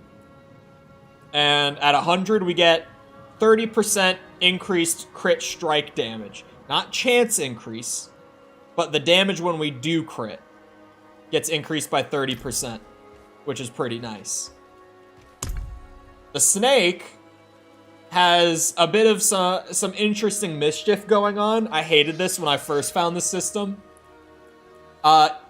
He hides what all of these do from you, and he says, if you give me 100 all at once, you can have all 4 of them. And once you have them, then you'll know what they do. So, Snake, I can't show you what it does, because he hides it until you buy all of them in one go. The Wolf, we can get a lucky hit, which gives us crit strikes, have up to a 20% chance to reset the cooldowns of your companion skills. Meaning ravens. Gambling? Exactly. Dealing damage has up to a 15% chance to restore 10 spirit. So every single damage tick we deal has a 15% chance to give us back 10 out of 100 spirit on this little fella. This is the one I was talking about before. I didn't know where it came from, but this is the one. Fortify 10% of your max life whenever you use a defensive skill. This would work with both the Roar and the Earthen Bulwark while I have it. So that one... Oh wait, that was only the third one, right? I missed the last one. Oh yeah, and extend the duration of ultimate skills by 25%, which we don't have yet. We don't have ultimate skills unlocked. We're not a high enough level, but we'll get there at some point. Deer can give 30 thorns. Thorns just being when you get hit, you deal damage back to whoever hit you. Gain 10 maximum spirit. Take 10% reduced damage from elites. And reduce the duration of control impairing effects, like when I get stunned or knocked down or stuff, by 15%. Ultimate changes the entire playstyle of your class. Yeah. If you don't want to lose your stones, salvage the item. Is that actually a thing? If you salvage instead of selling it, you keep the stones? Because I did not know that. So far, I saw 2 people say, take the snake. But again, keep in mind, because these are all the snake's boons, when we do get these, we'll get all 4, but we can only have 1 equipped at a time. We can have 1 boon from each spirit equipped at a time. Do we still want to gamba on the snake? We have 130 some spirit offerings. So if we did gamba on the snake, we can still get like the tier 1 offering from one of the other spirits. This is too much pressure. This is chat's build. What do you mean it's too much pressure? Would you gamba the snake? We ball? Chat's build is a little scuffed. Maybe that's where the pressure's coming from. It's that I keep dying to bosses because the build is a little weak, but it's whatever. I'm seeing we do it, is generally what I'm seeing. So now I might as well just open this up. Okay, now we just get to choose which boon we equip. We have all 4. Every 20th kill will cause your next Earth skill to overpower. The catch there, we don't have an Earth skill. It does nothing for us. This one, dealing lightning damage has up to a 20% chance to cause the target to emit a static discharge. We don't have any lightning skills. We can't use that one. Crit strikes with shape-shifting skills, which we have plenty of. All the bear skills are considered with this. Will heal you for 3% maximum life. So every time I crit while using like just my little swipes or the slam or the trample, it'll heal for 3% life. And then nature magic skills have up to a 10% chance to reduce the cooldown of your ultimate skill. Well, I actually get to make this decision. Because we literally only have 1 that we're using, because we don't have ultimates either. So for the time being, we'll just use the shape-shifting healing one. So let me run through the tier 1s again, because we still have enough to get, like, the cheapest of any of them. So we can get 5% increased crit strike chance. Or we can get... Crit strikes have up to a 20% chance to reset cooldown of companion skills, Ravens. Or 30 thorns. Those are our options. Now I wait for chat to speak.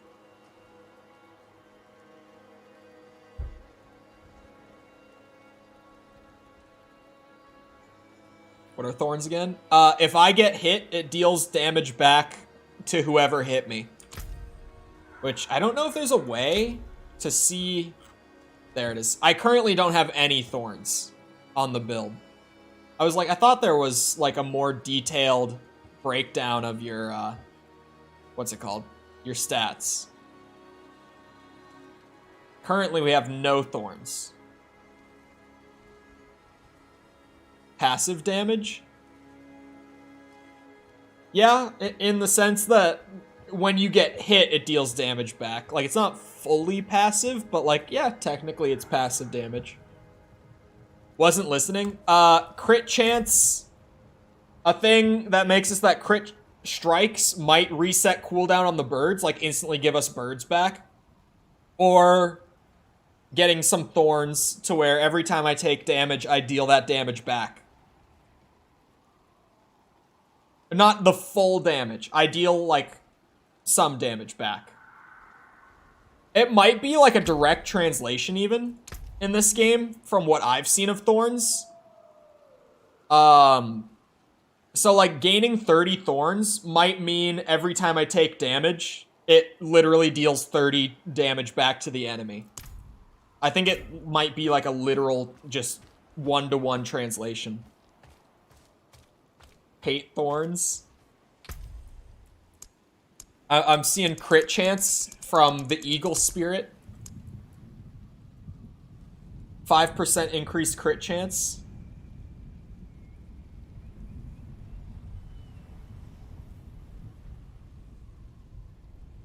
And as long as I see no objections, of which I am waiting for a reasonable amount of time, then chat has spoken.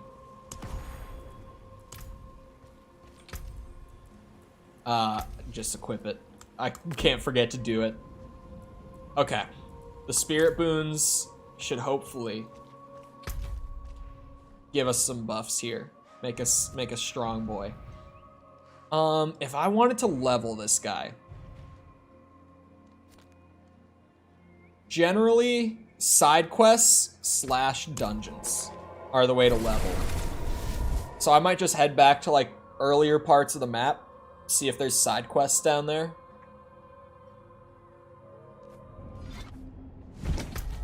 Because our boy needs some levels. No side quests down here. There is a dungeon we haven't done though. So I say we do that. Mika will object as soon as you select it. He did not. Oh wait, do I have... Hold on. Hold on. I gotta travel again. We need the potions. We need the XP buff.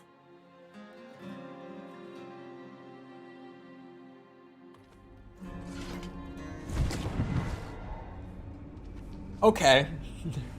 That there would be a fairly dripped out necromorph. He really... My boy chose his outfit carefully. You gotta respect it. Oh, I was here for potions. I was like, what was I here for again? Meanwhile, there's me running around in like a skirt and nothing else. Oh, and a necklace. We have a very nice necklace. Increases damage against goatmen, fallen, flies, and demons by 20%. That's not bad. Oh, that's too high of a level. Hold on. I was like, that's pretty good. Ah, here's the stuff I can use. Cold resist, lightning resist, poison resist, shadow resist, dodge chance, or armor and thorns. If you salvage item, it also allows you to make... Oh, to have the look at them. Yeah. It's how you get the transmog stuff. That one I knew. I feel like generally, I don't know, it's not a big armor increase. The dodge chance is probably better, like it's a little more expensive. But it's definitely, I think, gonna be better for this fella.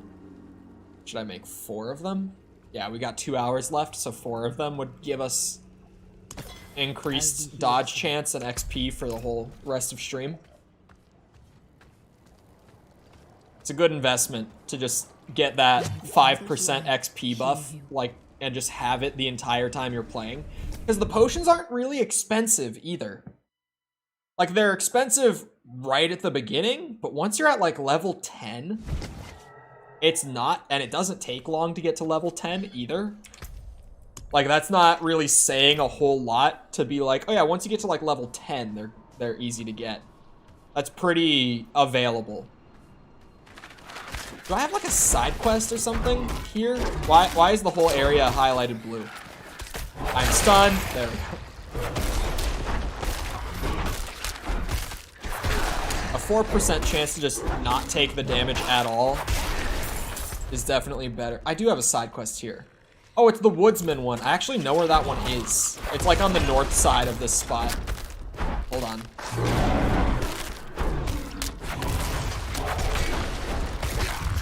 The side quests are not to be slept on when it comes to getting like XP and renown and stuff on your character.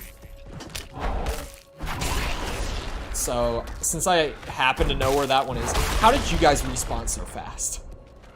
I'm just gonna run right up there. Oh, Mikkel, just because you're playing the game, like literally right now. Did you see when the first season starts? They don't have a specific date for it, but they have a time frame for it. The first season that's gonna like expand the stuff to do in the game is coming mid to late July is their current time frame. So like they just launched this ginormous game with like insane amounts of replay value. Just a shit ton of stuff to grind out for people who enjoy it. And then they're like, oh yeah, in like a month we'll have more stuff for you to do.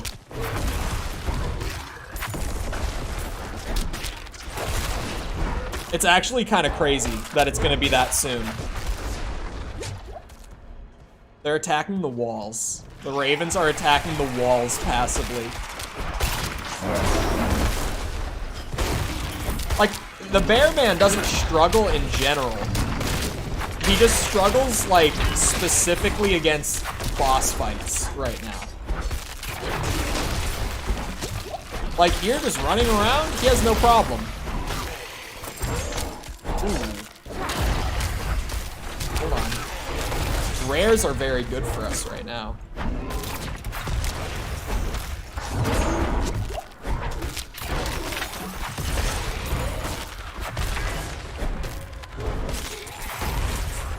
Slam.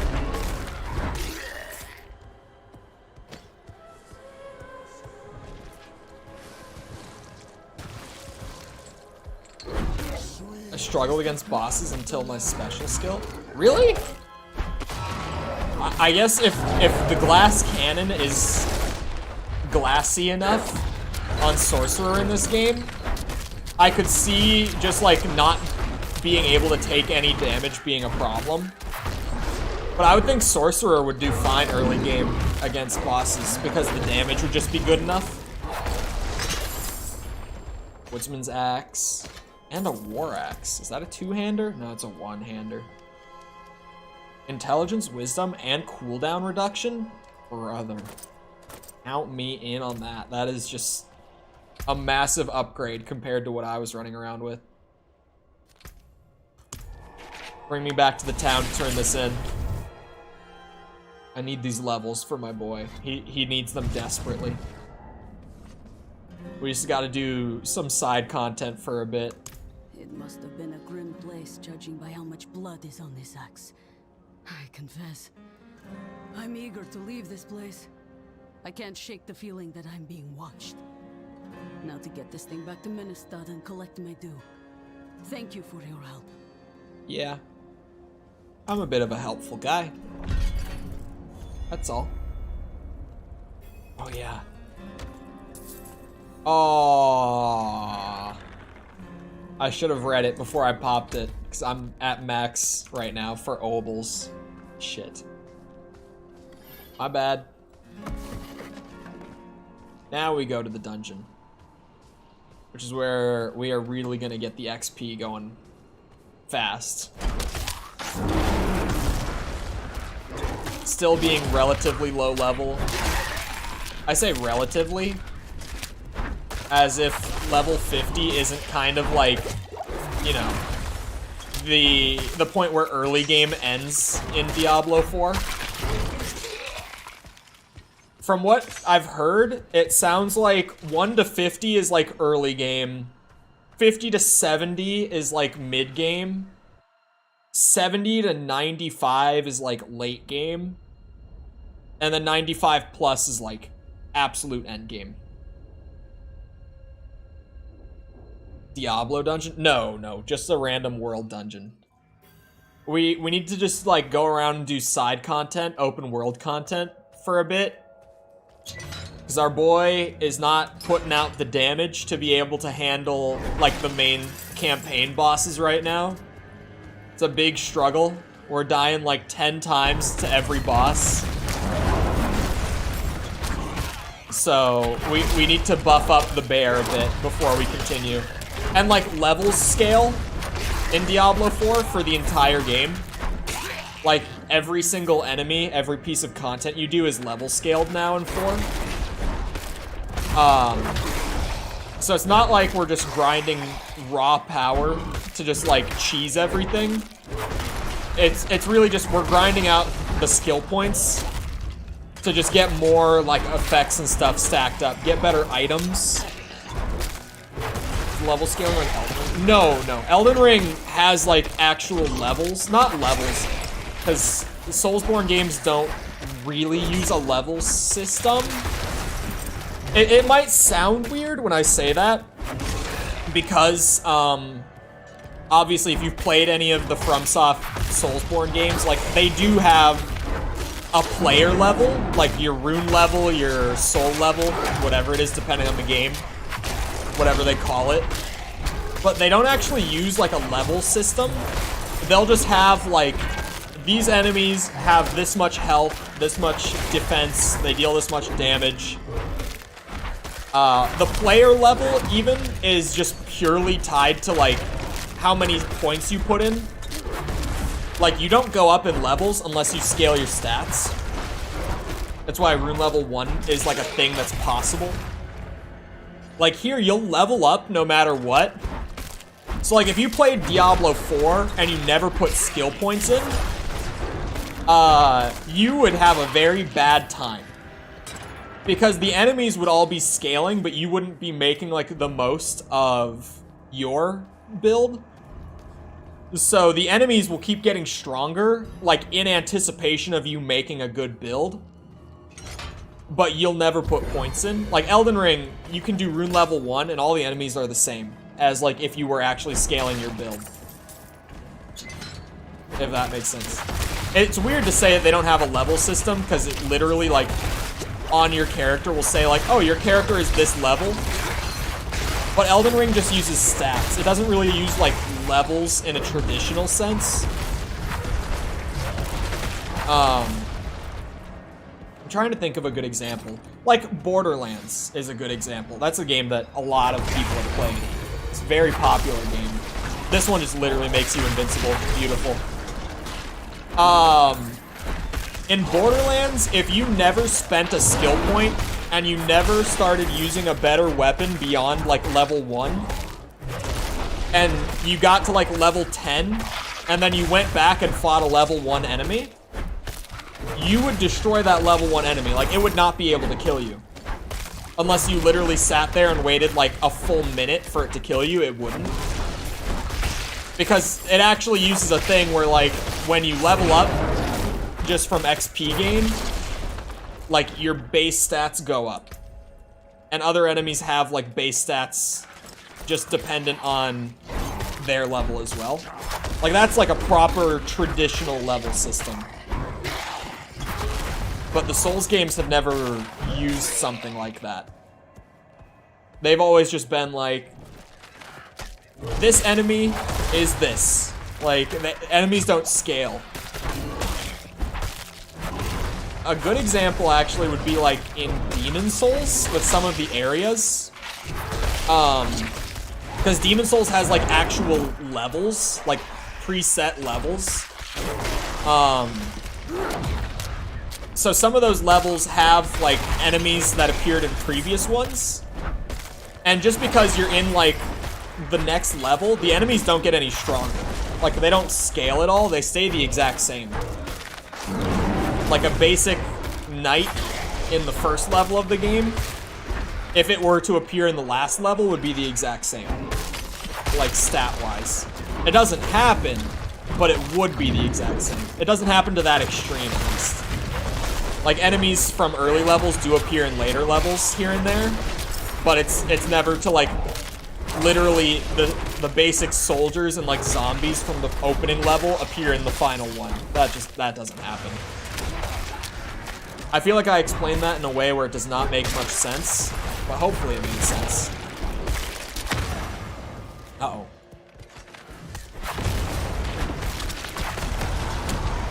Uh-oh. Again.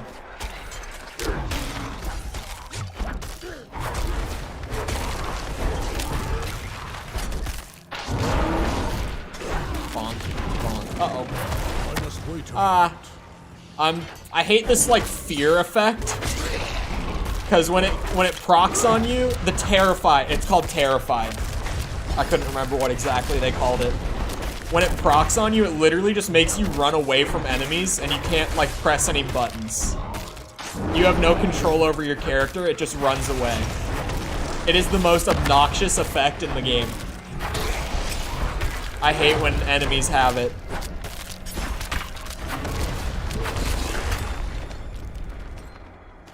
I do generally enjoy the systems in Diablo 4 a good bit. Which I kind of thought I would be a bit of a snob about Diablo 4. Because between the time that I played like the old Diablo games, like 1 and 2, and this coming out, I formed a crippling addiction to Path of Exile. And that game is like, if you want to see the absolute limit of how complicated an RPG can get in terms of like systems, that's the game. And considering it's the same genre as Diablo, it's an ARPG as well, I thought I was gonna be like, this isn't good enough for me. This doesn't scratch the itch for me anymore. But like, I kind of enjoy it being simpler. It's actually, to be fair to it, it has a lot of depth. It's probably the most complicated Diablo game, systems-wise. But, definitely compared to Path of Exile. Path of Exile makes this feel simple. Because I've played, like, a few hundred hours of it over the last, like, 3 years.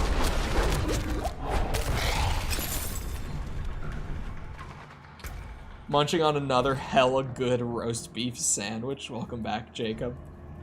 What do these have? That has a bunch of damage stuff. I want to keep that. But that also has lucky hit and crit. The max life isn't make or break. This ring has physical damage increase as well. And I only deal physical damage. Crowd-controlled enemies just means literally anything that's like slowed, stunned. The other day when I was playing, I didn't know what crowd-controlled meant yet, but it literally, like any form of crowd control in the game, that's what damage to crowd-controlled enemies affects. Literally anything. So it's a very broad damage category, whereas like vulnerable damage is one very specific thing that I don't have on my build, unfortunately. Crowd controlled is really, really broad. All right, chat, we have a skill point. So it's time.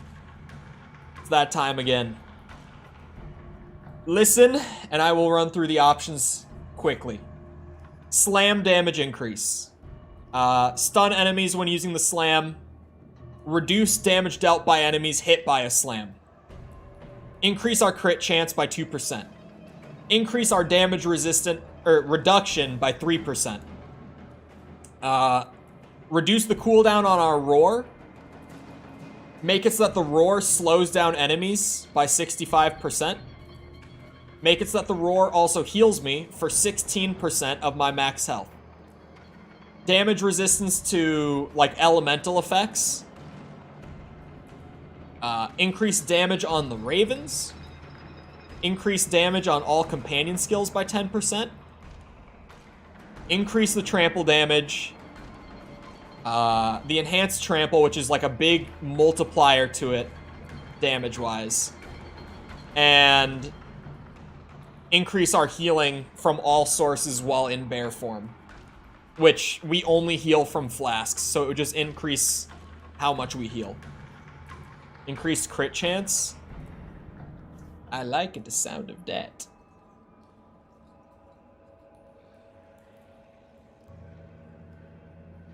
I'm waiting for objections. But other than that, increased crit chance it is.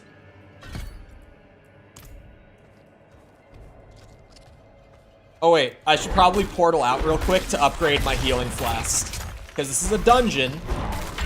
So while it's going very smoothly right now, it's not going to stay that way when I get to the end and there's a boss. That's the downside to the dungeons. You definitely level really fast in here compared to like any other side activity. Just because of how many enemies are packed in. But there's a boss at the end of every one. So we're gonna run into the bear's crippling weakness, which is single target damage. With enough skill points, like building him out, Each day. that problem will solve. It's just I don't know how many skill points it's really gonna take for that problem to solve. Hello, jeweler. I see you have an eye for quality. You'll find no finer gem cutter in all of Sanctuary. Bring me your unhewn stones and I will perform miracles. You will see. So this is the gem crafting. I thought it was at level 20. Oh, she literally gives you 3 rubies just to showcase it. Beautiful. So yeah, it's like, if you come here and you've got a bunch of these crude gems stacked up from looting them off of like enemy bodies and stuff, you can pay like 4,500 gold and those 3 rubies to get 1 chipped ruby, which is the next quality level. And it just multiplies the effects. It just makes it way better at the things it already would have done. So next time I get gear with a slot in it, especially if I can find a weapon with a gem slot, that would actually be pretty sweet. Because this would increase our overpower damage by 15%. And again, the druid has a big tendency towards overpower compared to most other classes. Like, most other classes are only getting overpower from their willpower. Actually, that doesn't even give you overpower chance, does it? Most classes just are barely ever hitting the overpower. Like, I bet Mikkel, playing on his sorcerer, unless they have skills that I just don't know about, Mikkel probably doesn't get the blue damage number very often.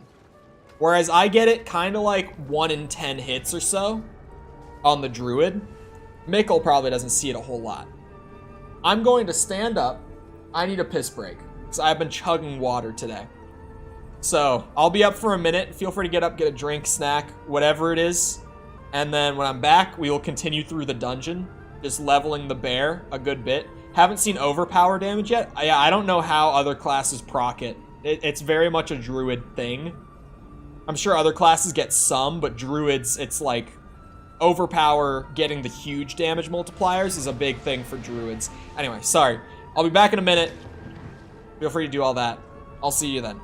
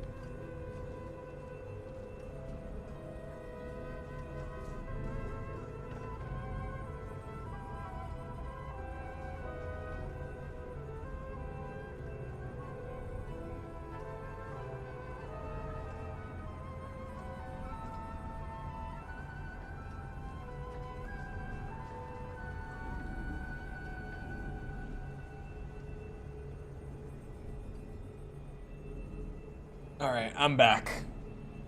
I'm ready.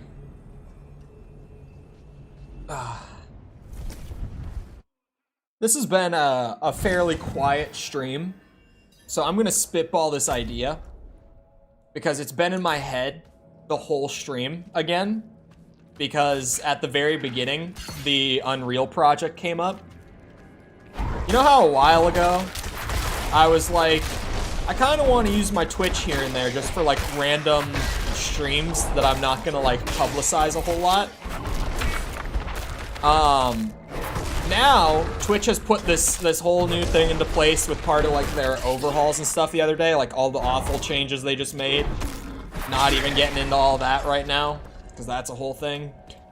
One of those changes, well, okay, two of those changes were, now if you get removed from their affiliate program, like their monetization program, they charge a fee to the creator for being removed or like removing themselves from it, like saying, hey, I'm canceling my affiliate or my partnership, whatever it is.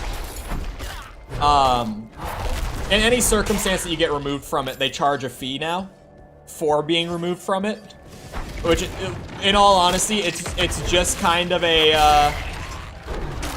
well, I was gonna say, it's a bit of an FU charge. I gotta remember not to say the really bad and no YouTube word, but it really is just an FU charge. That's all it is to the streamer. And along with that, they've now said, like, yeah, if your channel is monetized, but you don't use it, like if you leave a channel inactive, then we will remove you from the program. So now it's like, and they didn't state how inactive that is for the record, which has been a whole question that people have been asking over the last couple days, is like, how inactive does a channel have to be to get removed from the program and hit with your new fee? Like, this is probably important info, because who knows, like, if this is reasonable or not, if you don't state the amount of time between, the amount of time that you require before you take that status away. Do I have anything good on these? Rank of Shred, absolutely not. That's just an armor item at that point. At least this has the lucky hit chance and the +5 to all stats. I'll take it. Sorry. So at this point, I'm just like, sometimes when I'm working on that random Unreal project, I might just throw up like secret Twitch stream, secret dev stream over there. Because I do, like, for some reason, I feel like I don't want to get removed from being monetized on Twitch. I don't know why I care. I literally have not done a single stream on there in any way, shape, or form since last March. Since March of 2022 was the last time I did anything on Twitch. So I don't know why I want to keep it. Hello, Ghost. Monkey? It's not monkey, it's bear. We're a big old bear. You can imagine how we got here with chat deciding all the build decisions. How we could have possibly ended up as a werebear. You know, it was really a shocking choice from the chat to want to play as the guy who just turns into a giant bear. TTV_Chol is back. Bro, Chol, I tried to grab the @ on like everything when I changed, right? So I did try to change my Twitch name to Chol when I did the rebrand. It's taken. Who wants the name Chol other than my dumb ass? Who wants that name? Like, how is that taken? It was also taken on Twitter, for the record. I couldn't grab the @ on Twitter either.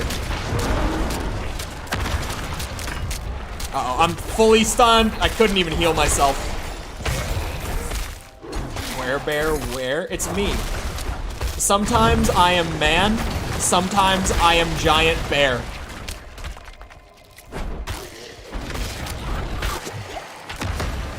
God damn this terrifying effect, man. I stole it. It is some, like, random account that has literally never streamed. Like, doesn't have a profile picture. Doesn't follow any users.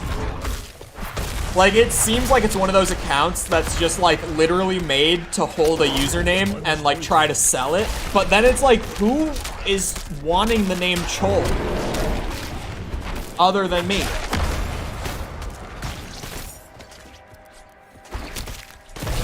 My wisdom teeth have started coming in before everyone. My wisdom teeth have never budged in my entire life, so, and at this point, like the average age that they come in at is 20. So my dentist was always like, yeah, you're probably gonna see them come in at some point here, just to warn you. Like, your wisdom teeth are probably gonna move, we're probably gonna have to take them out. It's not pleasant, you know, yada yada. But now I'm 21 and they still have not budged. So now my dentist is like, I mean, if they're not moving, we don't have to take them out. Like, it's only gonna hurt worse if they're like all the way in there and we can't do anything about it. Like, if we yank them from all the way up in like the top of your gums, it's gonna be a very painful recovery. It's like, you could do it to try to get ahead of it, and I was like, absolutely not. Oh, this gets damage to close enemies? Wait a second, chat. Don't know if you've noticed, but the bear tends to be pretty close to enemies. That ring gives overpower.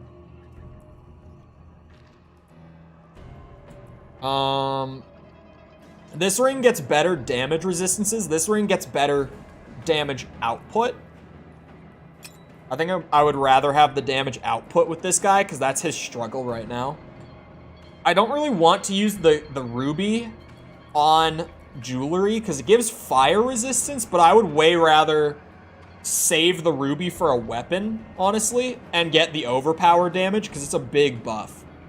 Let's put the diamond in. It's 4% to all damage types. Or sorry, not all damage types, all elements. Don't want to misspeak that one. There's a big difference. Yeah,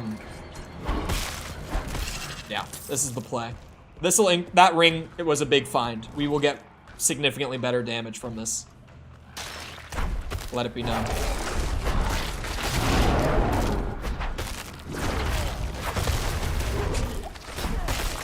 Counter coming through super early and fast.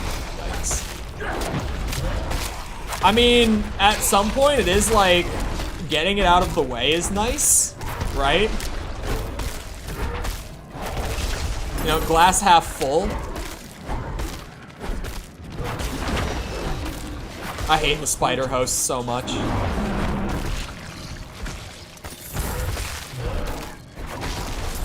Oh, there were no more enemies there. Alright, cool. What was that I just picked up? Oh. That's a sorcerer item. Get out of here. Mine are fully grown out and chilling. Do they not, like, hurt? I thought that was why we got them taken out, right? It was because they hurt? Or isn't it because, like, they cause problems with, like, your other teeth? I don't know why we get them taken out now that I'm thinking about it. Why do we get our wisdom teeth taken out? Why the hell do we... Any dental experts in chat? They only hurt if your teeth are crooked. My teeth are... Oh. My teeth are also perfect.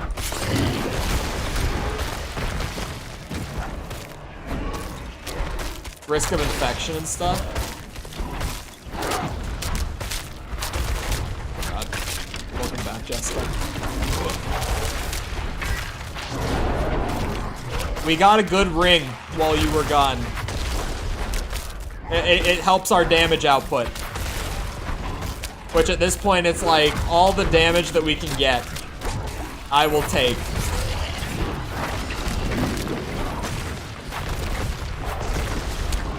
As a Brit, I fear what will happen with my wisdom teeth. That is true. Britain is known for a lot of things. One of those things happens to be not the best dental care. It's so weird because like I've had this for so long. Oh, that has 19% overpower on it? Shit. Oh, but this has so many different percent buffs. See, what I'm struggling with this one is that this has almost double the damage per second.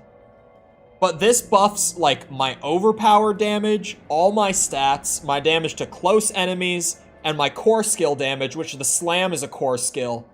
So I still am struggling to like rip the band-aid off and get rid of this mace. Cause it literally like every buff on this thing is a good buff for the build. This one I would be giving up a lot of those good buffs just to get like raw DPS increase. And it is a big raw DPS increase. So we're at the point where I'm having a hard time deciding. Hold on. I still have my wisdom teeth, but one of them has started pulling the gum away from one of my molars. Yeah, that's what I thought. Was like they cause issues with your other teeth, right? Outside of just like also having like random toothaches and stuff for most people. Like they cause issues with the teeth around them, is what I understood. I only have the top ones though. So even if they did grow in, it would not hurt as bad for me to get them removed as it would for most people. Because apparently the bottom ones are the really bad ones. Like those are the ones that hurt. They can cause issues? Yeah. There's a boss over there. It's on my mini-map. Or, no, elites don't show like that. What is this? Oh, I guess it is an elite? I must wait a moment. Do elites always have that skull icon on the mini-map? Do I just not pay enough attention to my map?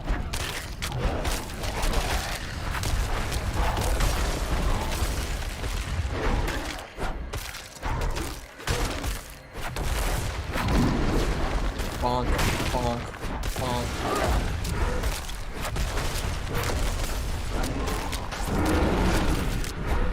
This whole stream has made me very strongly want to go work on my Unreal project after stream today.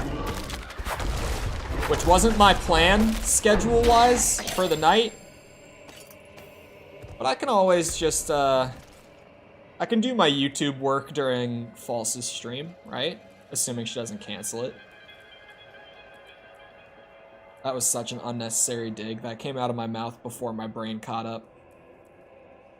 that was so out of pocket. That was, whoops. This gives a rank to all defensive and all companion skills. So it would be buffing my Shout, Earthen Bulwark, and the Ravens. But I would be giving up the cooldown reduction of 3%, chat. I mean, that, I don't know if it's worth it. To be fair, I also have a diamond in this.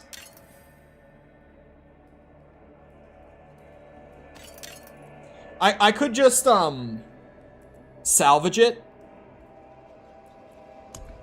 And get the diamond back to keep those resistances, because I do want them. But this is going to buff our Raven damage. And, like, the cooldown on the Shout. The amount of damage absorbed by Earthen Bulwark when I do use it. Oh, this is the boss room already. I was not really paying much attention.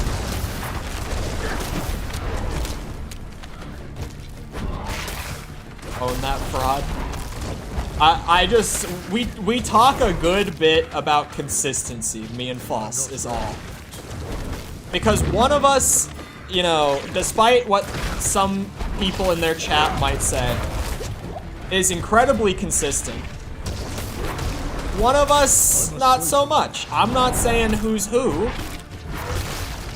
or anything, right? But to be fair to the one of us who's not incredibly consistent, they are mostly consistent. Like, more often than not, at the scheduled time, the content is ready. Don't care you were late today. One of us is also like 7 minutes late like every single day that they do show up.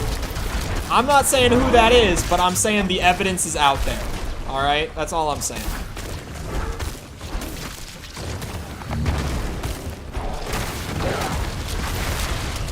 Way to throw shade. I'm not saying it could be me. It could be me. But don't you turn this back on me. Don't you do that. Keep mind of your own damn business. It is my business. You guys don't understand. Like, I don't have the title. I don't earn revenue. But at this point, I may as well be a content manager for a certain channel that's not my own. The amount of guidance I provide, the amount of content I provide, I may as well be a content. Holy! Go back. Anyone who missed it, go back and just watch my health there. That was through like all the fortification and everything that I had. Wow. That was an absolute like insta-melt moment. Not close. I don't even know what happened there. Like, the fight wasn't going great, but like, it was going fine. And then all of a sudden, the fight was just over. Like, the game had just decided who had won. That was insane. I don't even know what happened. I'm not ready yet.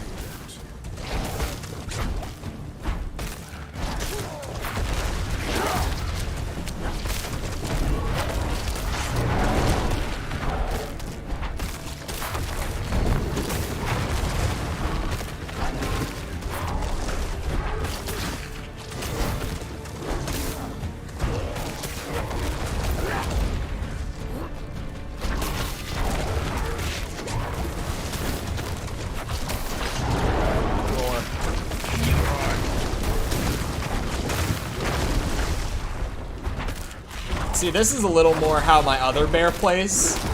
Now that I've got like a bunch of defense stuff stacking up at this point in the build.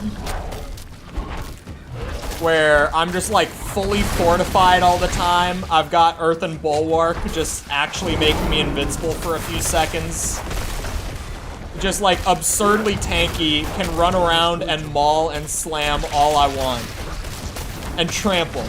Trample's the big damage dealer.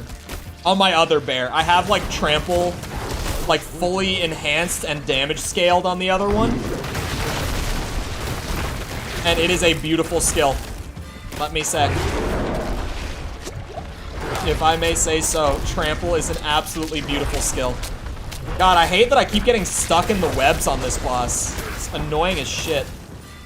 I'm not ready yet. Alright, let's handle the ads real quick. Of course, it's all like spider hosts that are gonna spawn way more spiders when I kill them.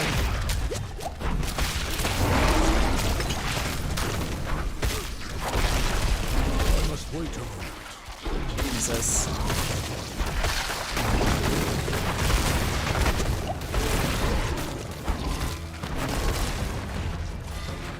I'm not Oh god. ready yet. Oh god. Yeah, I'm very strongly considering the secret dev stream. Cause then also, for the people that know about it, for the people who know my secret, it's just a way for some people to see the game and for me to get some like visual feedback at least. Like, playtesting feedback is different than feedback from someone who only watches, because like there's feel stuff that you can't really see. But What's it? I so consistently have to hold back my immense urge to just like share random Unreal stuff that I'm working on, knowing damn well that I never finish a project. So just random dev streams would, like, I could get it out of my system, not be worried about it. Secret dev streams. And it's still basically secret. Because it is a very quiet day on the Diablo stream. Almost no one will even know that I'm thinking about it. I need that heal! I need... Oh, yeah, he still struggles with bosses. I feel like we need to just, like, level him until we have a dungeon where I don't get rolled by the boss. I'm wearing an amulet that gives me immunity for 5.3 seconds every 90 seconds.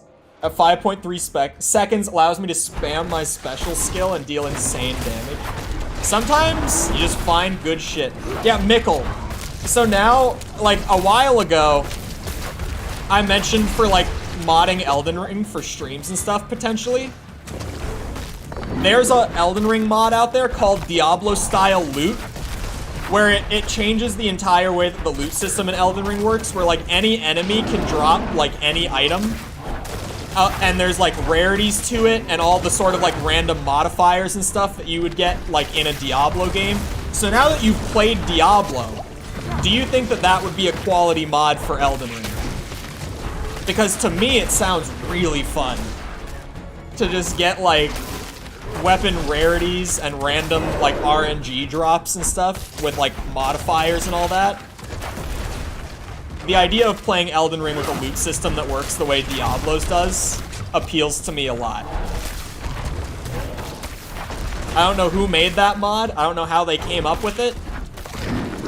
But what an idea. Assuming the good drops aren't, like, yeah, super low. I would assume, because it's based on Diablo, it would kind of work like this. It would scale, probably. Depending on, like, what enemies you're fighting or something, or maybe just what rune level you're at on your character. Like, those are the two ways that I would probably do it. One or the other between that.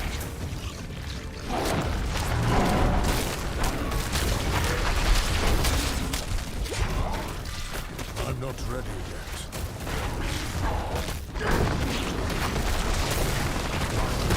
The perfect game to mod that into. Hear me out now. You know, I know there's probably not much of a modding scene for it yet, but when the time comes, Tears of the Kingdom with, like, Diablo-style loot would be very fun.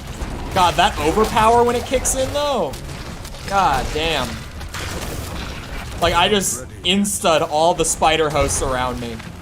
And those are pretty tanky enemies. I have so many, like, overpower damage buffs that on top of overpower just being a really good effect to begin with, the damage that I deal with it should mod it into FIFA. Well, I mean, Diablo, like, it's such a fun loot system, because most people, when they think of, like, you know, what's your favorite loot system in a game, I would think that the majority of, like, modern gamers would think of, like, Borderlands for, like, what's the most addictive loot system. But it's like the Borderlands loot system just came from Diablo. Like, it's such a clear inspiration if you've played or even just seen both of the games. Like, oh my god, I'm stuck again. This is what kills me when I get, like, close to done with the boss and I'm, like, low on flasks. It's the spider webs that are killing me. I can't move through this arena without getting stuck everywhere I go. I'm not ready yet. I'm out of heals. In a bad way. Oh god! Just wait a moment. Jesus Christ. Jesus Christ! I ran into the poison. I don't want to run that way.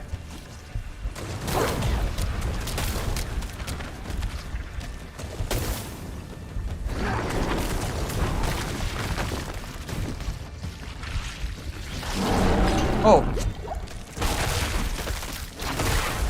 That was exactly the sort of thing I needed. Okay, the spiders are still kicking my ass. I'm still getting stuck on everything.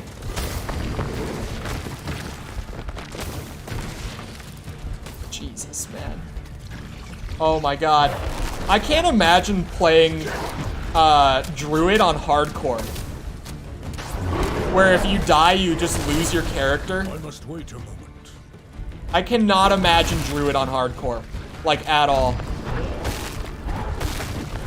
The early game, if you're not, like, very carefully planned and built out, this is brutal. This is probably, like, very,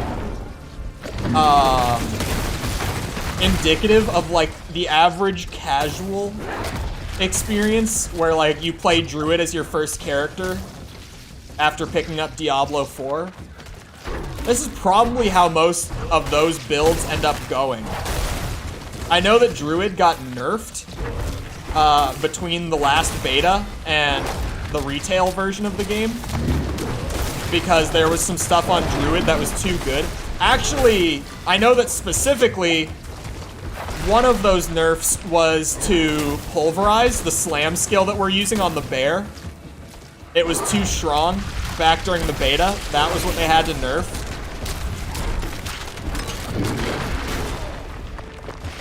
I melt elites so damn quickly now. Yeah, I wish I did. 'Cause Jesus. I mean, even on, like, my good bear, I really don't.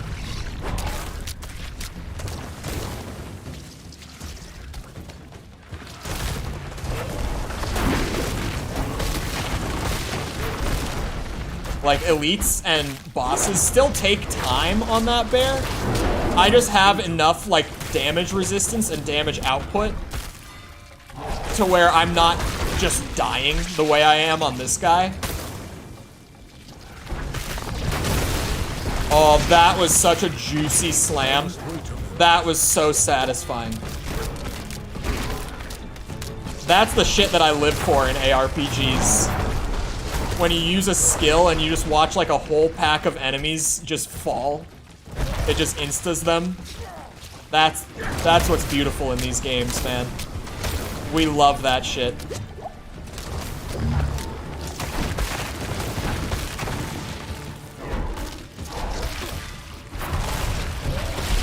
Oh god.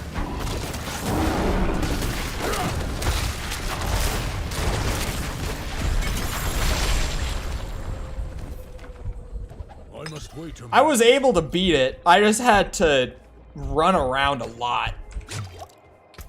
Just run away from enemies a whole lot. Oh, this is a... Oh no, this is a staff. Hold on. A staff is two-hander. Damage to CC'd enemies. Vulnerable damage. We don't deal vulnerable at all. More damage to CC'd enemies and overpower. Oh man, it's not as good, but it's literally more than double the DPS, just raw DPS, and it has a socket, which I can put this into for another 15% overpower damage. I think that's gonna be a big upgrade for us overall. Like, there's some downsides to using that, but I think that's an upgrade. I do. Okay, well, we cleared this dungeon. Let's head back to Kyovashad.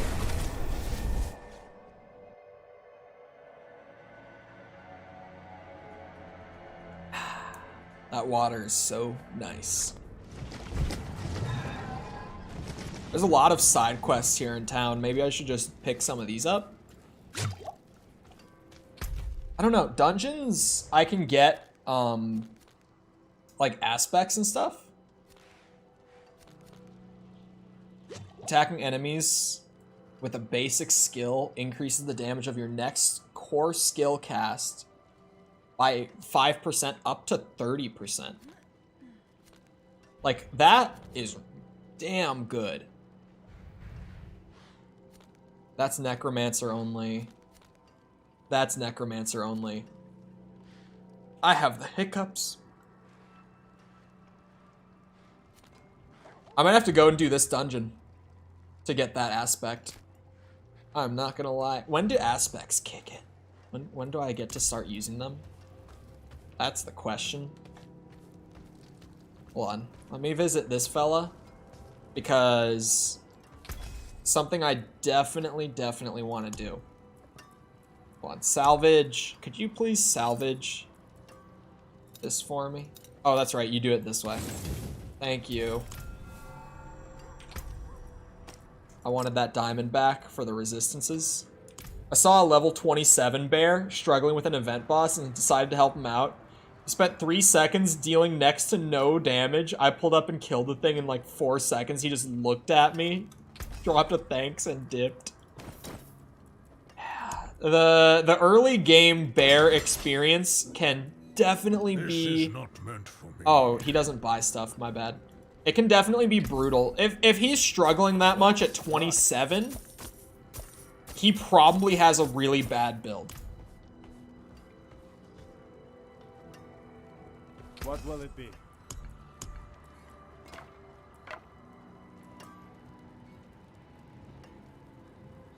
What?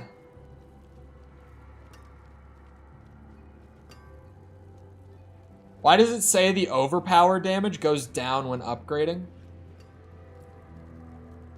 It doesn't. That's a weird bug. It goes from 12 to 27 to 13.2 to 29.7, and it says that it goes down by 13.5%. That's actually just a bug. Like, that's just not... If you look at the two next to each other, it doesn't go down at all. It goes up. That's just a really bizarre bug. Okay. Yeah, I think upgrading this staff is going to be a play. It still says it, even though it's going up again. I'm just going to ignore it. I haven't seen that happen on anything before. Like, that is completely new to me. What else could I upgrade while I'm here? Hold on, what would be the best armor item that I have? Do any of these give me damage? Not really. I was like, do any of these have a damage? Oh, willpower would increase my overpower damage.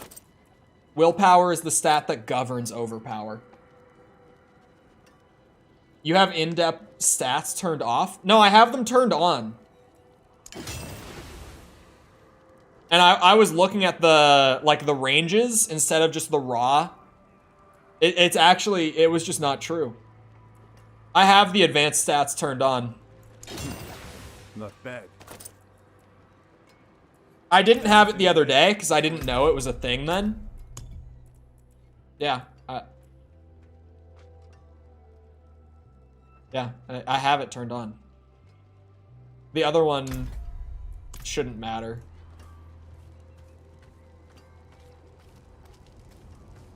I don't know why it was saying it was going down. But definitely let me go up and get that dungeon.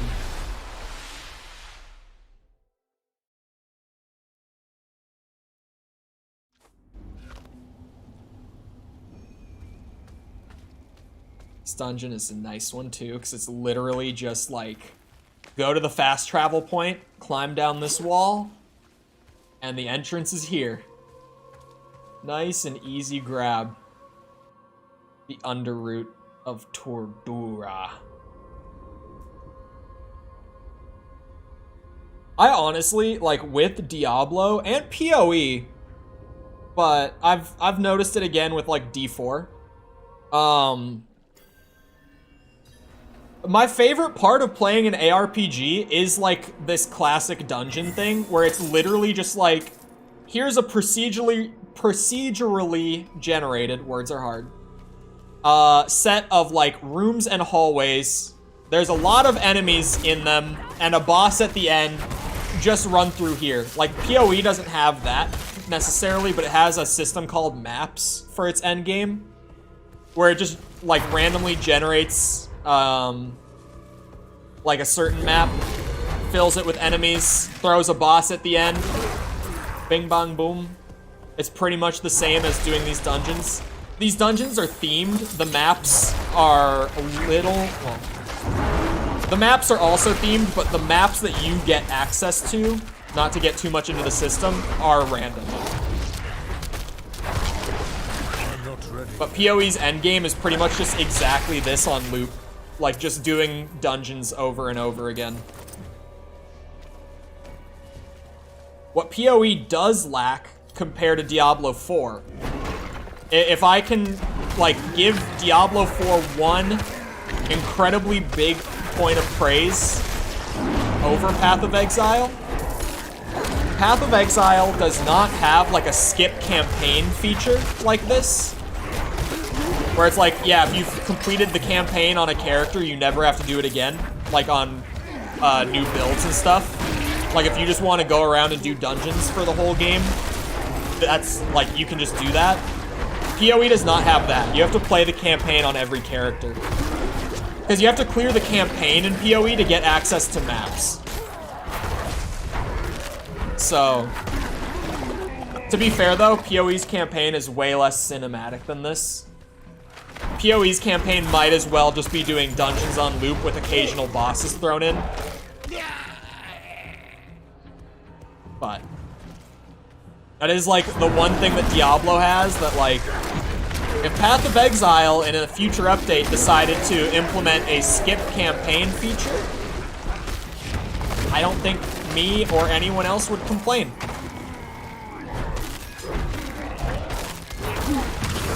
Because PoE also has a 10-act campaign. Diablo's is only, or Diablo 4's currently is a 6-act campaign. But all of the seasons that are upcoming are going to add on to the campaign, I believe.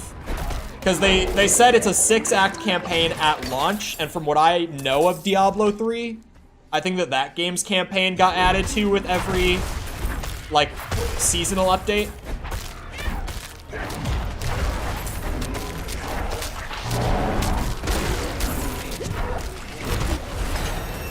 Oh, big skill point. We need those badly.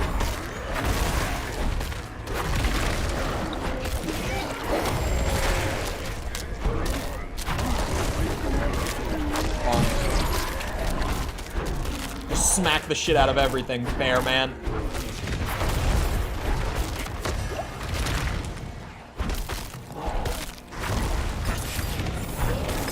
Okay. Oh god. I'm not ready yet.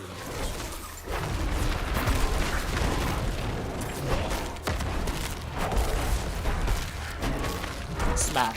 Smack.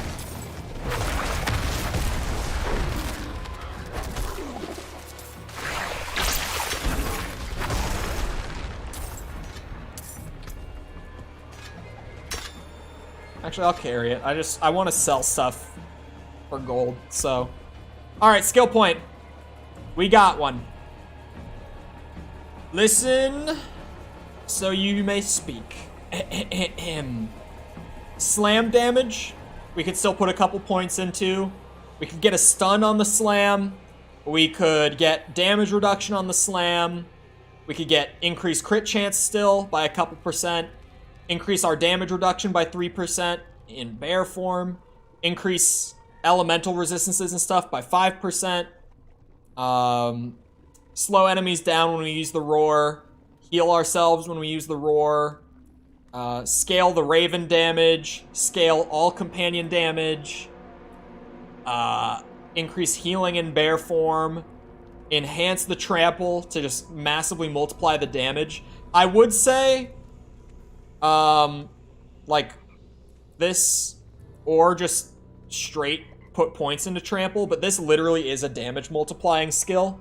So if we're enhancing trample, there's no point in not just doing that. Upgrade your flasks? They're upgraded. No arrow. No arrow.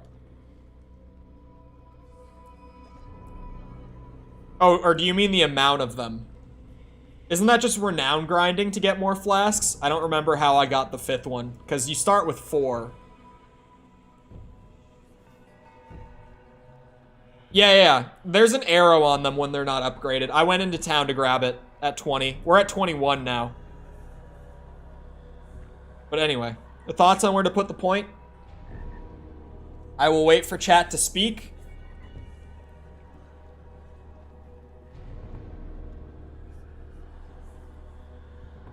The problem is that I have to read so much, and I feel like by the time I get through it all, it's easy for chat to just, like, not remember the options.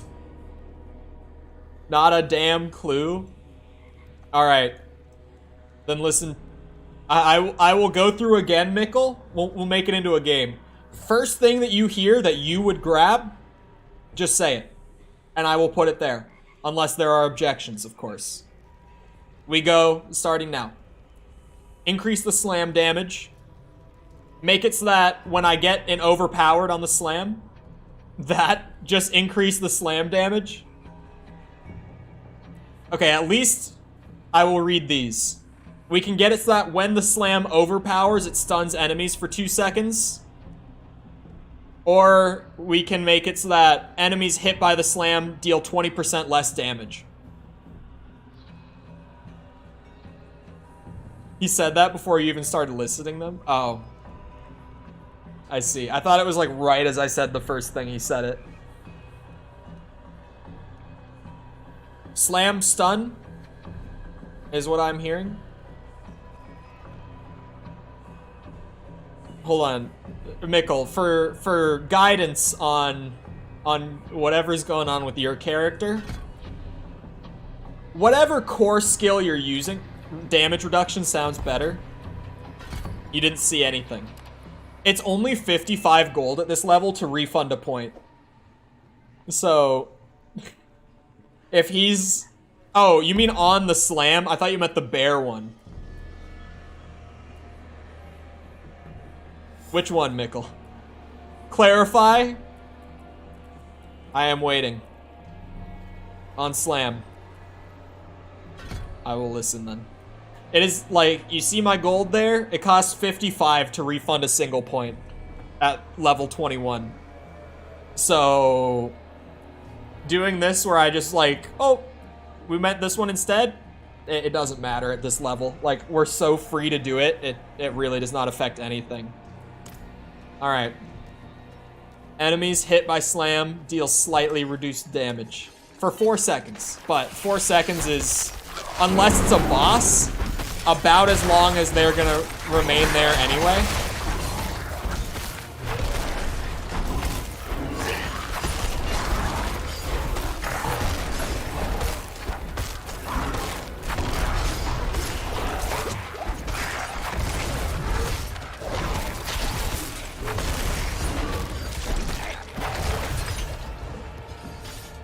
I'm not ready yet. Uh-oh.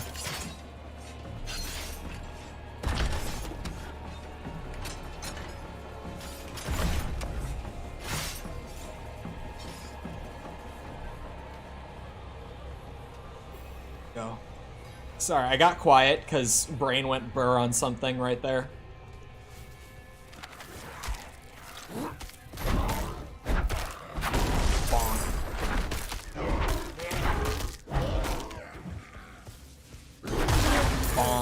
Something about the Twitch revival, if you'll call it that. It's gonna be a secret thing. It's gonna be kept on the down low. Oh shit. That was like the worst time to say it. I came for the bird pet. Well, he's here. He's right there. There's 3 of them, actually.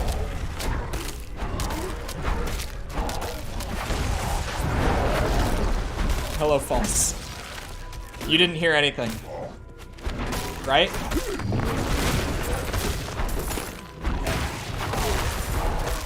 You know, maybe she was like in a pre-roll ad and she spoke before she got in. No copium. No copium.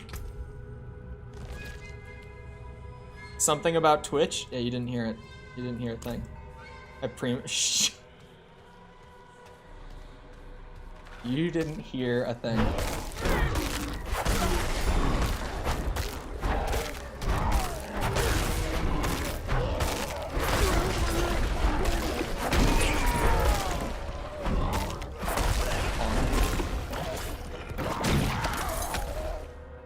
hope you know I don't really care about Twitch. I was not talking about their policy changes. We shit talk them in DMs. I don't know what you're talking about. We definitely, absolutely do not DM each other just shit talking Twitch. Especially not any time in the last week. How, that would be so weird. Like, what could we even possibly, like, complain about? Like, nothing. Couldn't possibly be. I must wait. That is not true. What Mikkel just said is not true. What he just said is absolutely nope.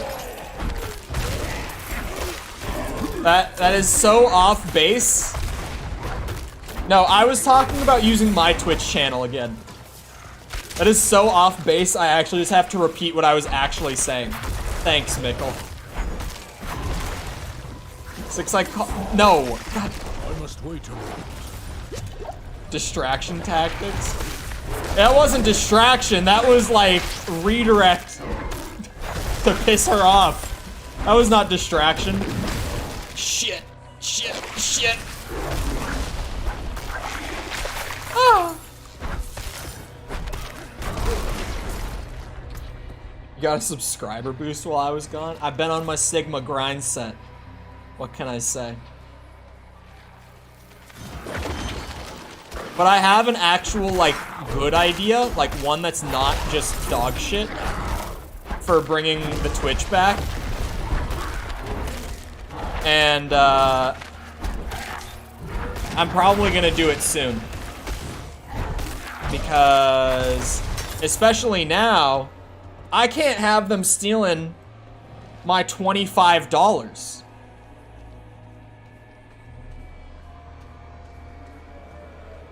I can't have that. I can't have them charging me $25 when they take me out of the affiliate program. Of course not.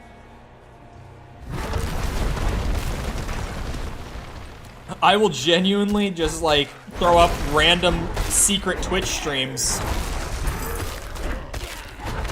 purely for the sake of being petty and not paying them $25. Do you even have $25? I do, actually. I think I have, like, $75 or something that they never paid me. Like, when I left.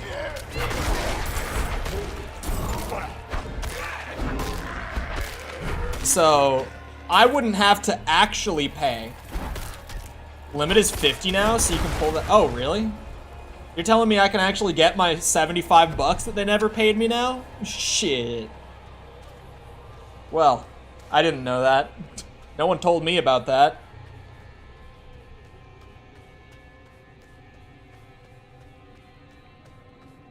How'd you grow a beard at the age of 14?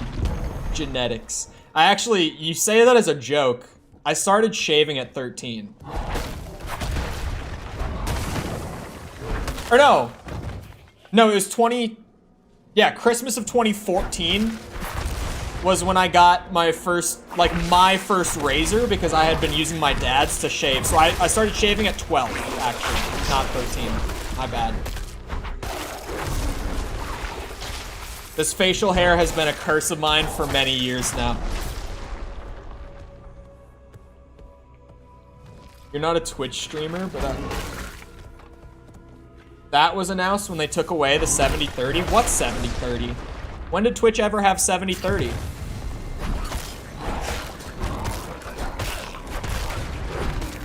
What's 70-30?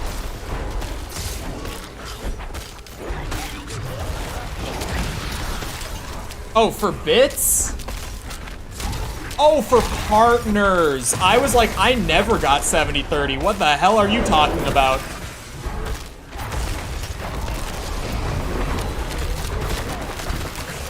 I love this one. The Holy Arrows statue. I love this statue. Oh, look at all the rares that just dropped. Oh, that's a beautiful sight. Oh, this is one of those Diablo moments where you're like, ah, this is why I play Diablo. Because this is obscenely satisfying. Oh, and it's gone.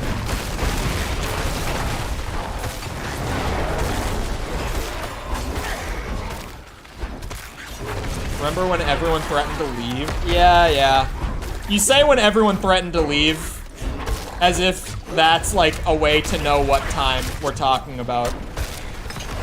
What makes me happy with all the shit that Twitch just did this last week,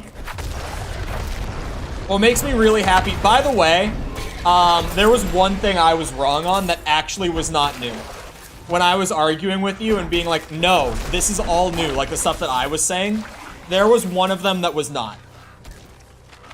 But in fairness to me, every other thing was. I can't remember what the one was that wasn't new. Because I was talking about the fee.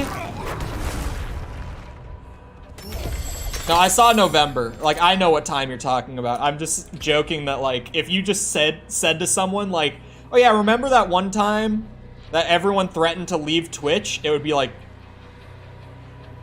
which one? Which one are we talking about? Oh, the resistances make that pretty juicy. It's a little less willpower. I don't care about the intelligence. The cooldown reduction is a loss. It's only 3%. 3% of like 20 seconds is absolutely nothing. That's not even a full second. Ooh. Why is that staff juicy? Oh, it's so juicy. That is such a nice staff. All right, we're using it. And is that ring better? Hold on. We lose damage, but we get better resistances, like way better resistances, and I think that might be worth it for the way that the Bear Man has been playing today. I guess I would rather have poison resistance than cold resistance as well. When it goes against your argument, you forget it was wrong. No, I just can't remember which of them it was. It was either the fee for when you get removed from the program. I think that's what was not new. Like, apparently that has been there. Am I right about that one being old? Apparently.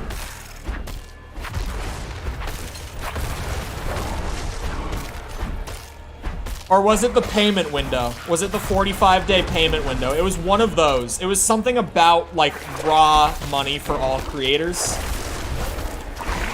I remember that much. I know it was one of those two. One of those is not new, one of those is. And I can't remember which one of them. 45 pay window been a thing? Okay, so the fee is new. But the pay window being 45 days, which, by the way, batshit insane. I never knew about that one before. That's new. You know how big YouTube's pay window is? False might know. I don't know if she does or doesn't because Fresh partner. Do you know how big YouTube's pay window is?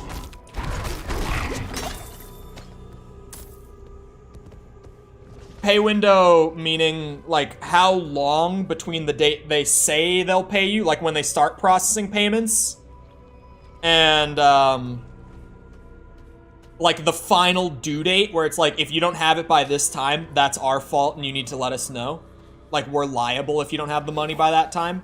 For Twitch, they reserve 45 days to pay you after payday. 7 day, it's 7 days. On Twitch, it used to be 14 days. They said from the day that we're supposed to pay you, which was the 15th, because I remember that, because it's also food stamp day every month, was the day that Twitch would pay you, and I always thought that was funny, that I got paid on food stamp day. From that point on, they reserved 14 days. Now they reserve 45. So say I was on Twitch this month, like, say I still streamed on Twitch regularly, right? And they say, we're gonna pay you, or we're gonna start processing your payment on June 15th. From that point on, we reserve 45 days to pay you. Legally, they could not pay me from June 15th, the day that they say they will, all the way to July 30th, they could just not pay me. Like, they fully are like, yeah, if we don't pay you by that time, like, that's, you can't sue us. We're not legally liable for that because you signed the agreement.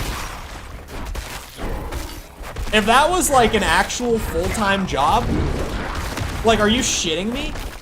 It's to cover their ass. It is to cover their ass. It's ridiculous though, right? That like they can be a month and a half late to paying you, and there's nothing you can do about it. Like, cause you signed the deal. That's crazy. Like, that's batshit crazy. My Fortify was full up that whole fight. I honestly couldn't tell if I was fortifying or not because it was just already full. That's the one thing that you've done right, chat. This bear is fortified out of his goddamn mind anytime I'm in a fight. Because, like, everything that I do while using this build is fortifying me. That is one thing that you have managed to get really, really good with the bear. This bear has some downsides compared to my other one, but my other one does not fortify like this one does. That is a positive of this one. The amount of damage reduction I'm getting on this one compared to the other one is ridiculous. Sorry, what was I talking about? Oh, Twitch. Yeah, YouTube is like, what's it, the 21st or the 22nd, I think? I can't remember which one is when they start processing. And it's like, you'll be paid by the 28th or the 29th.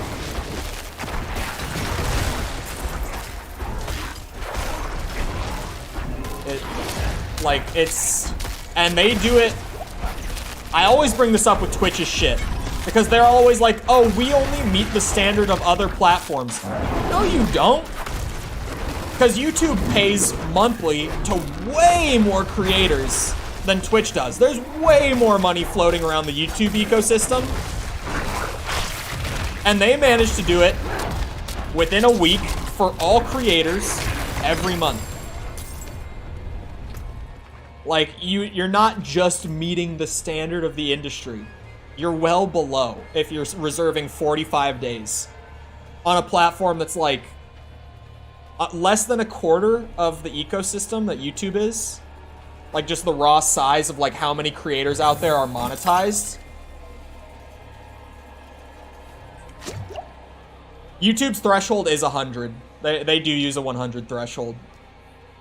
Because I remember when... Wait, I did know about the $50 thing. I tweeted about it. God damn it. I just never thought about my money that was sitting in there at the time. Because I did know. Because I tweeted at the time being like, oh damn, this is like actually a rare Twitch W. That they're paying creators like earlier. Or sorry, creators who make less revenue a month earlier. There's a caveat to it, but like, is that this dungeon? Is there not a boss to this dungeon? It looks like I cleared the whole thing, right? There's no objective for the dungeon anymore either. Like, normally there's a thing here. Was there no boss for this one? Did I fight a boss while I was talking? What happened? This dungeon seems clear, but there was no boss fight, so I'm kind of confused. I think it's clear. I'm not seeing... Oh, no, there is an unfinished path. Hold up. You see that? I didn't go there. Hold on. I might be missing something.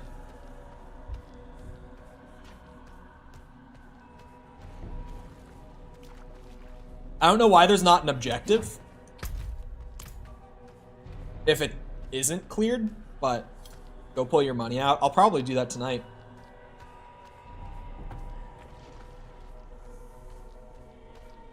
Might do a secret stream tonight.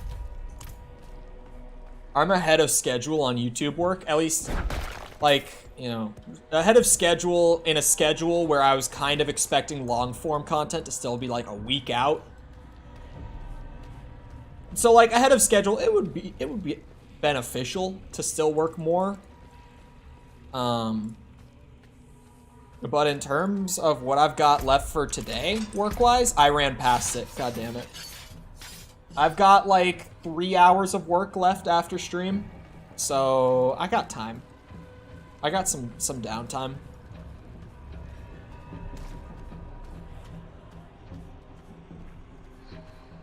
There is more.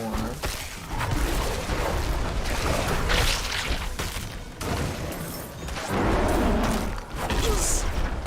Off me.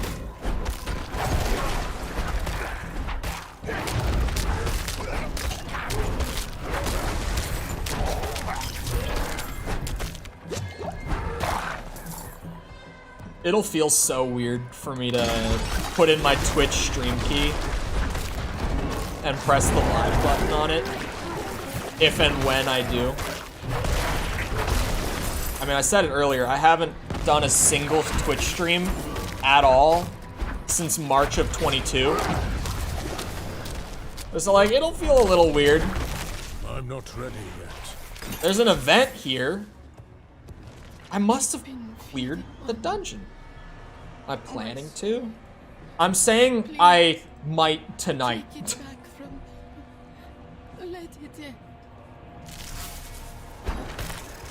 I got some time.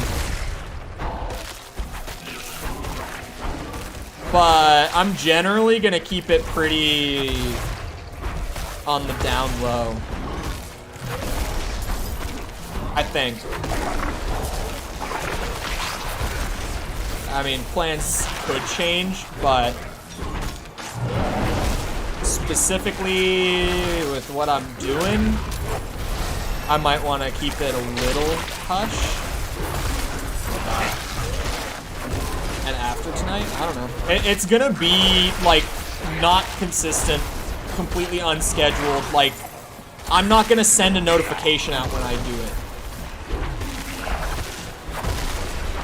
Like, it's gonna be, it's gonna be not a central part of the brand by any means. It's gonna be random bullshit.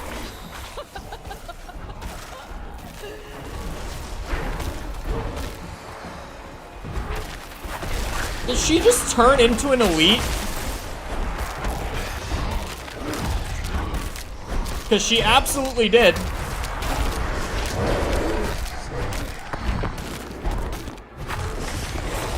Can't you just make like an @Twitch noties role? Because Twitch sucks ass at notifying me.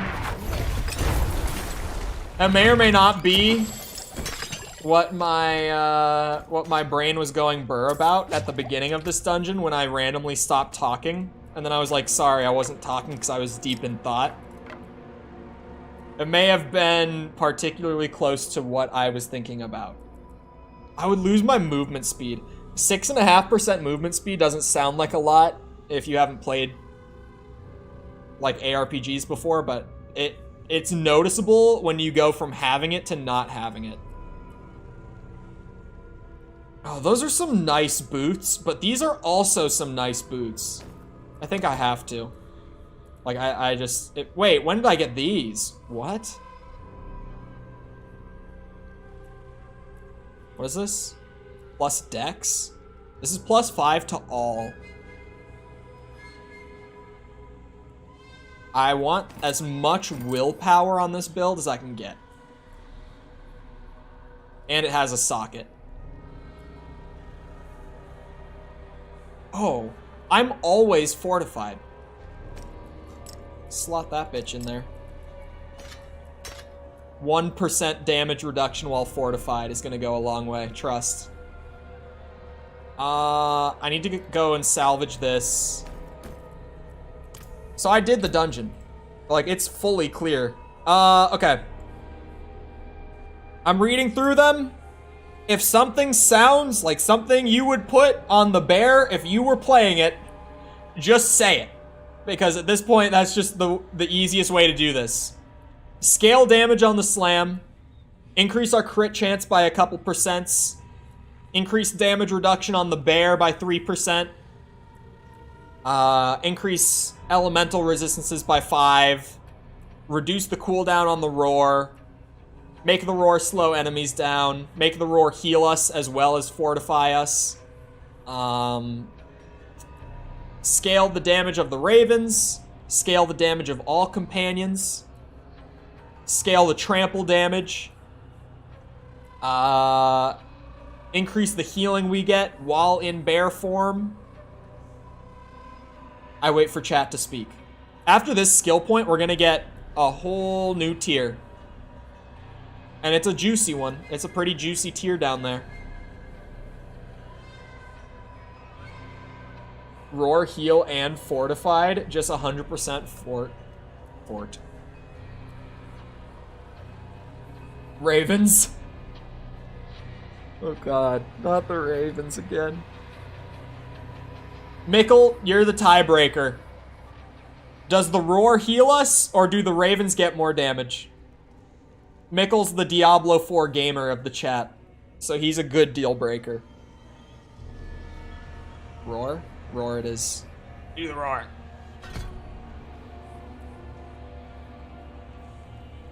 Now we get the ultimate skills unlocked. For next level. Next level, the ultimate tier is unlocked. So we're gonna have more... Probably next level, I'll just read through all of this and we'll choose something from there. That seems like the way to go with a whole new tier being available. Yeah, there's no other, like, aspects. Hold on. I'm gonna Google, because I don't remember when aspects come in.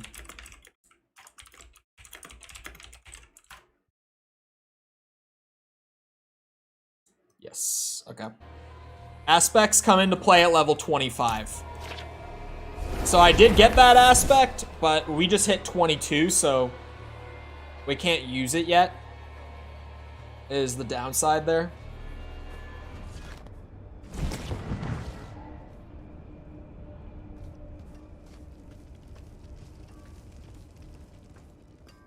Hello. I want to sell, like, all of this gear. None of this we're keeping. However, comma, I want to salvage this. And then move the ruby into the cane. Is there some upgrading that we could do here, maybe? What would I want to upgrade? If that were on the table, is the question. Honestly, there's nothing like too crazy on its own. This gets pretty good basic skill damage. I'm assuming, yeah, it scales pretty well with upgrades too. 2%, little more than that per level when you upgrade it. I mean, shit. Bear Boy struggles in the damage department, so I do not feel bad about that in the slightest. Like, not one bit. We could do some side quests. Hold on, how do you... I forget. Oh, that's right. It's this key. We could get some renown to try to get up and grab, like, an XP and gold bonus. Oh, we can get another skill point if I get enough renown within Fractured Peaks. I have more renown on the other bear, so... Oh, but the other bear's working through campaign because... Yeah, it's... Getting the campaign done on a character is kind of like first priority. The way that I like to play these games. You know, once I found out that skip campaign was an option, once you had a character clear all of it, I was like, okay, this character is beelining campaign as fast as possible. That is what is happening now. You can also go to the jeweler and have her remove gems from your items without needing to salvage them. Yeah, I did not learn any of that before. This is all good to know. Perhaps you could sweep the roads and see what's taking him so long. The cathedral must receive its dues. Of course, of course.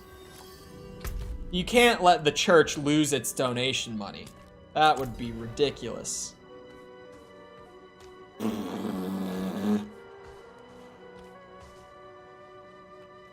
What was that?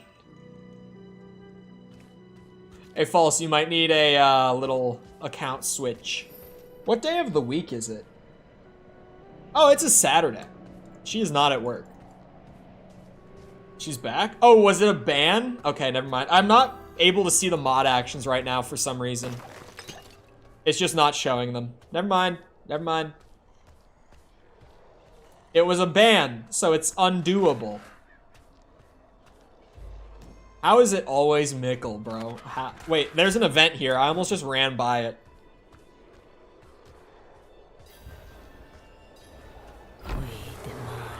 I don't know if I'm gonna be able to do one of these. We'll see. These ones are nice and easy. I like these ones.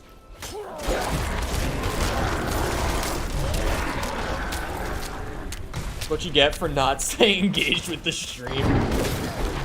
Imagine we just, like, Mickle reserves the right, if you stop chatting, to ban you.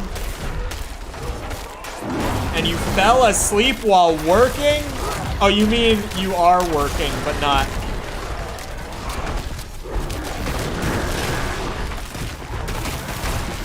When I said that, I meant work. The bad work, the boring work. Ah, I'm frozen again! I'm gonna die. Oh my god. They are dealing so much damage.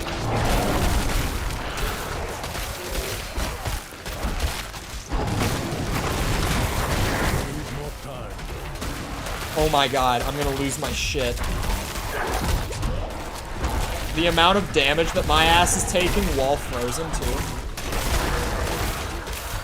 And you can't heal. You can't use a flask while you're frozen. Bro, you... Okay.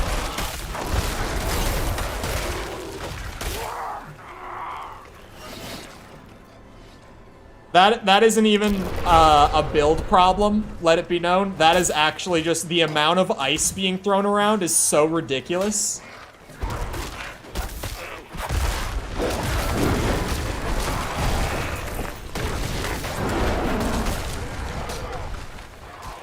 Rested my eyes and fell asleep for 0.5. When you say resting your eyes, do you mean like putting your head down and everything? Because that, like, people always say like, oh, I was just resting my eyes. And I'm like, is that a thing that you just do? That's like an alien concept to me. Like being tired and just like putting your head down for a second, or just like, you know, sitting back in your chair and like closing your eyes for like 10 seconds or something. Like what?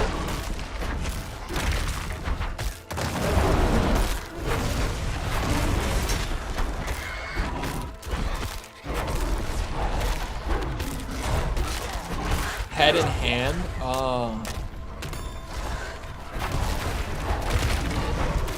Sometimes when I get eye strain, closing my eyes for a few is good. When I get eye strain, I have my glasses now. Thankfully, my new glasses. Remember how much I used to bitch about eye strain? Well, to be fair, I bitch when my eyes get strained. Because when my eyes get strained, it almost always, like, unless I catch it really quick and I throw my glasses on, it almost always gives me a migraine. Like, after a couple minutes of strain, I'll get a migraine from it.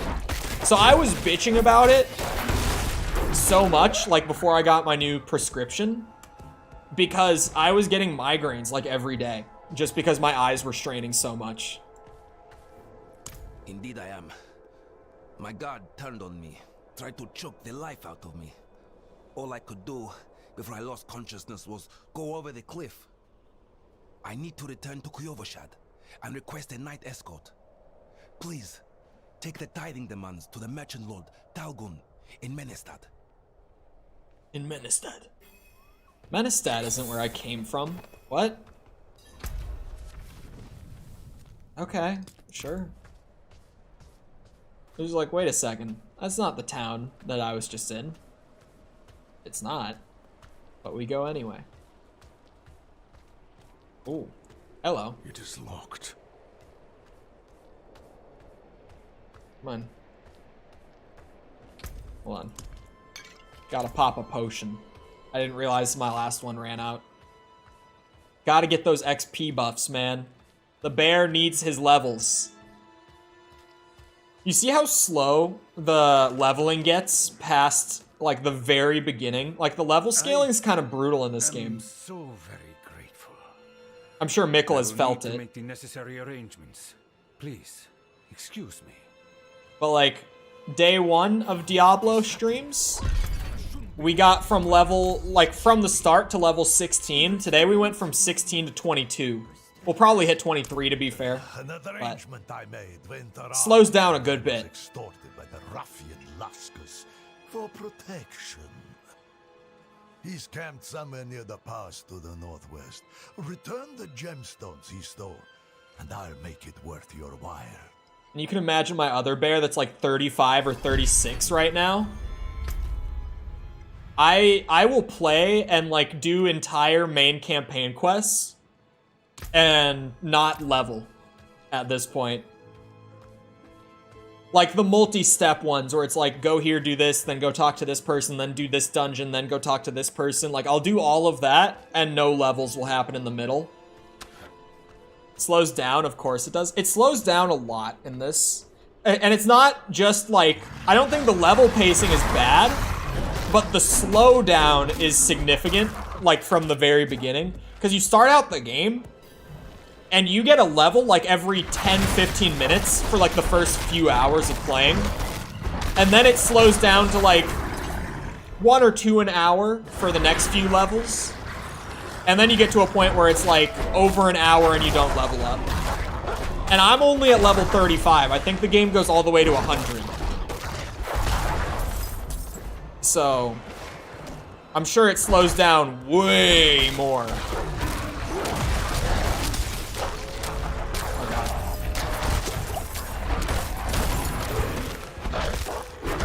Like, the actual level pacing for early game isn't bad.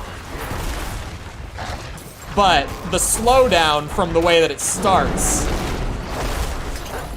like the dopamine addiction that they get you hooked on at the beginning, does not match the rest of the time spent on that character, for sure.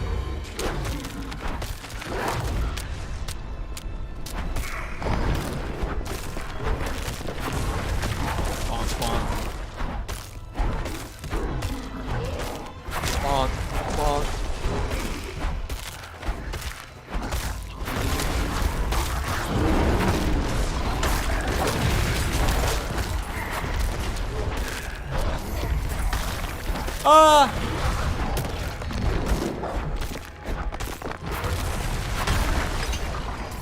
Endgame leveling gonna be brutal. That's kind of what I'm getting at. Like, if this is how steep the curve is, then endgame has to just be really slow. What do I get from this one? Ooh! That's the, like, tier 3 weapon upgrade crystal. I think my gloves are kind of shit outside the lucky hit chance, which is nice. But these get attack speed up and crit chance up, yes. It's a resounding yes. My hat is fine. Willpower, resistances are good, but I need damage. Ooh, it would get us a rank of wolves.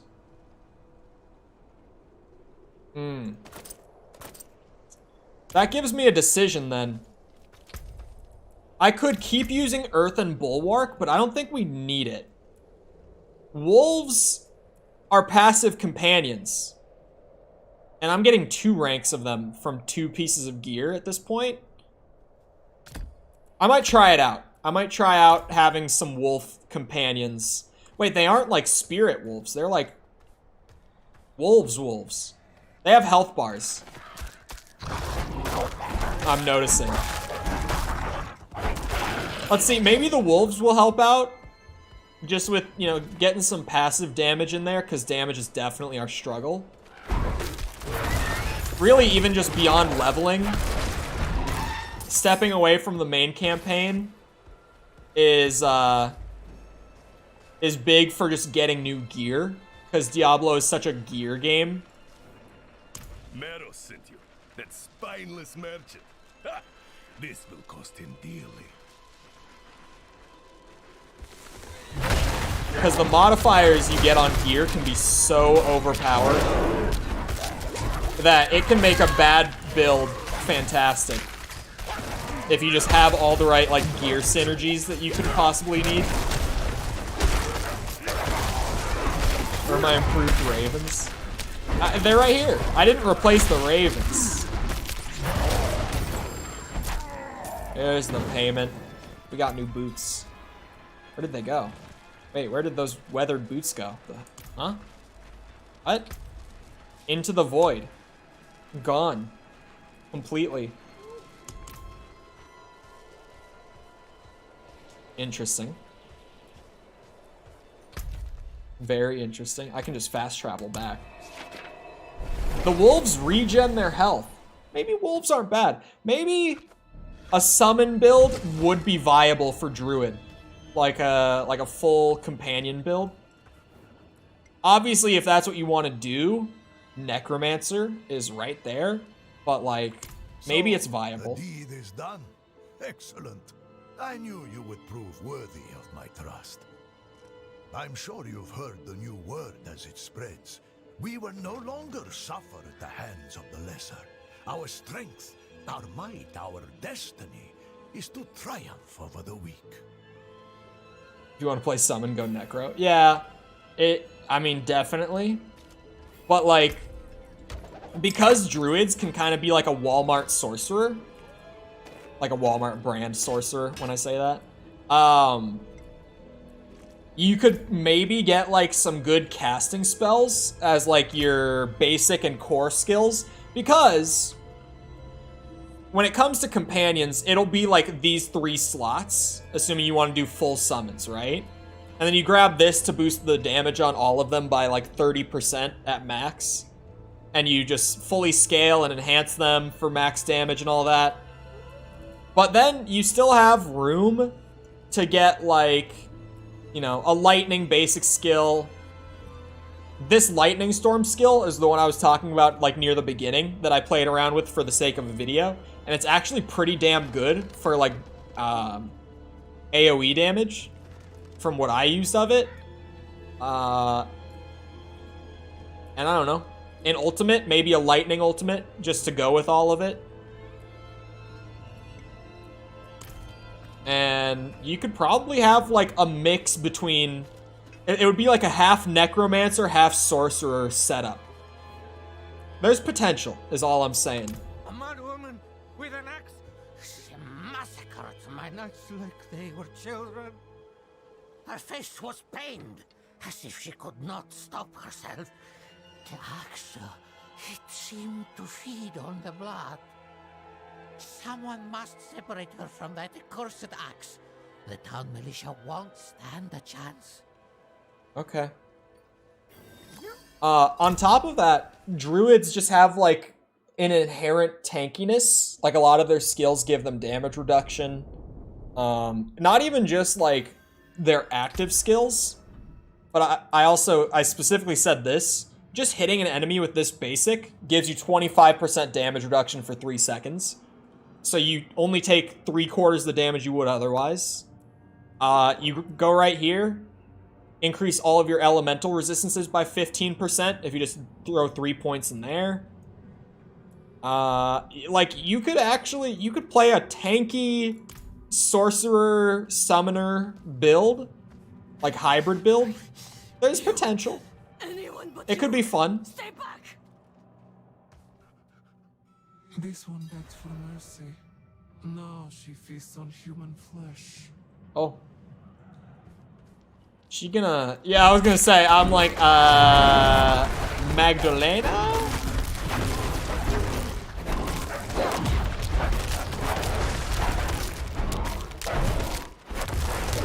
To be fair to the Ravens, there's a synergy that I did not realize until just now with the build that we have specifically. Because I've been saying, like, Ravens with the active ability can be good, but the enemy has to sit in the same spot. The trample, if you knock an enemy into a wall or just something in the environment, it'll stun them for like 2 seconds. Then you just throw ravens on them while they literally can't move. Magdalena. Just saying. Light be damned. How did this come To be fair, there's something there. I need your help. And we haven't much time. We'll need to purge the demon from the blade before it can be destroyed. Meet me in the crags of Illwind. My study there is on hallowed ground. Oh. There is no safer place to perform the incantation. Because I immediately was like, why not do it right here? But, okay. Side quest that feeds into another side quest. Oh, what do we get from the box? More diamonds and stuff. Diamonds are good. I like slotting diamonds into jewelry just to get, like, resistance to all elemental damage. I just got a legendary that scales with charging bolt. An electric stat I have 0-5 on. Time to respec into charging bolt. Yeah, legendaries will have a lot of RNG now that you're getting to the point where you're going to start getting legendaries a good bit. What I've noticed from playing the other character is a lot of legendaries have scaling specific to like one skill. And a lot of the time, you're not going to have that one skill. So you don't have to respec back into lightning. Just know that, like, with time, you will find a legendary that has the skill that you use on it. Like, I found one on the other bear that scales with trample. There was a legendary weapon that scales trample's damage up, and I was like, oh, now that's a beautiful drop right there. I can just rush in bear mode and get even more damage out of it. There's an event right here. Speaking of trying to get some good items to boost the effectiveness of Bear Man. Has there ever been a better way? Cocoon. Stop screaming!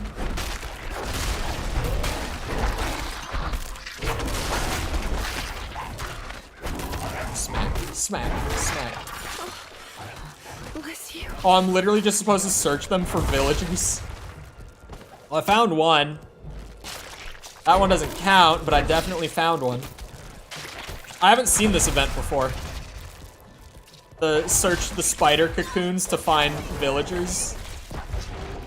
You're a saint. I know.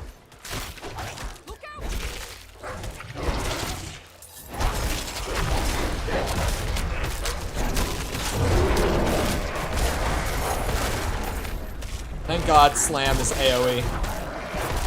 Oh, sorry, Pulverize. I can play kinda brain dead a lot of the time. Where it's like, yeah, if an enemy's smacking me in the ass, I don't even have to click on them.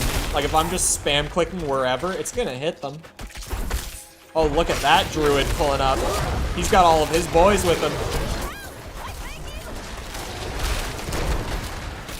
Who needs the help? Having the wolves as a passive seems to be helping. I don't feel like I need the Earthen Bulwark back either. The wolves are just kind of like a passive damage increase right now. Oh wow, that's a skill point.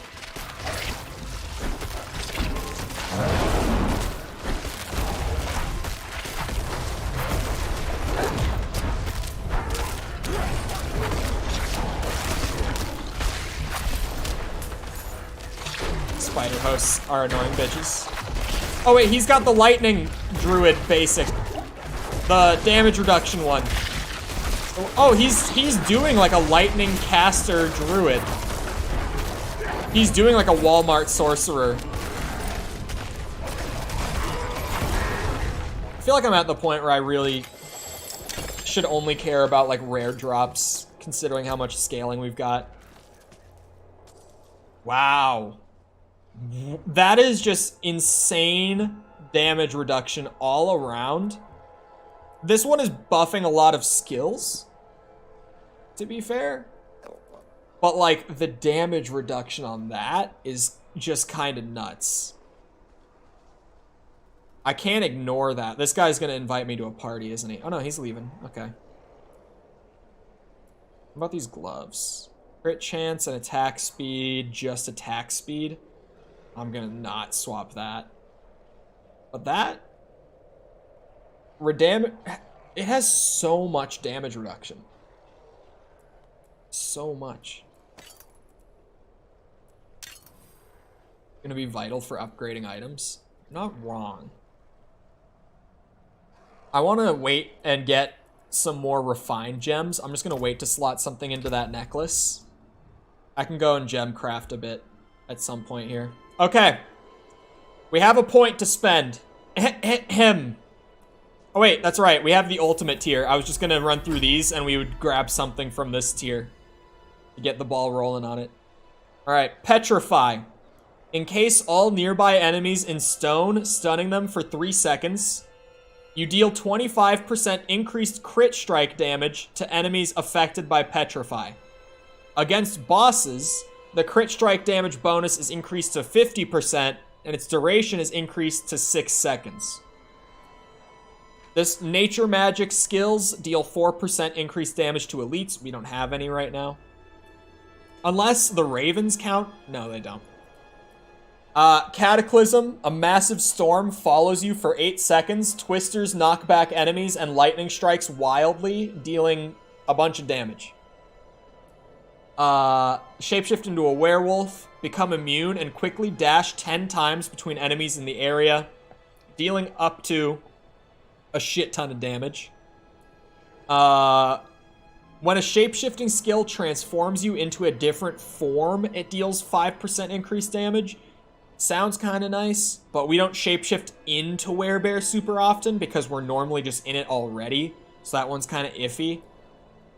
Shapeshift into a dire Werebear for 10 seconds, gaining 20% bonus damage and 20% damage reduction. Damage bonus is increased by 3% each second while in this form. Kills extend duration by 1 second up to additional 5 seconds. Grizzly Bear, hold on. Increases the amount of Fortify you gain from all sources by 5%. I'm assuming people want the Grizzly. The Dire Werebear. The Grizzly Rage. I mean, we're gonna have to drop wolves for it to actually, like, put it on the hotbar. But it's a bear build. So, goodbye, wolves. Why did they have to do that? It has a cooldown of 50. Woof. I'm just taking a peek. Oh my god, okay. I took a peek and I saw the light. Alright, we keep moving. I will turn into a grizzly bear. Oh my god, I haven't seen this. I haven't used this. It looks sick. It doesn't change, like, any of my skills.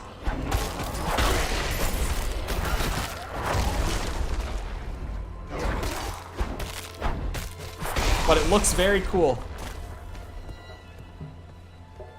And we just get a big damage buff, a big damage reduction buff. Let us move quickly before we draw unwanted attention. It is the Supreme Grizzle.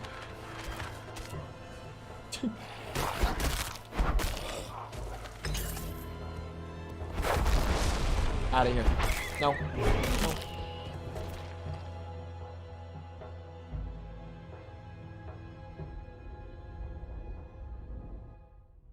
Here in my study, I have been permitted to research the occult.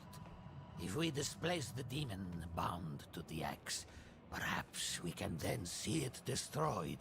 Take the woodsman's axe from the table. What table? Oh, that table. Place the axe in the holy water. There's no telling what the demon will do once we begin. Oh, okay. Are we gonna have a boss fight? Is that what I was just told? Heavenly Father Inarius, oh, Magdalena's ghost!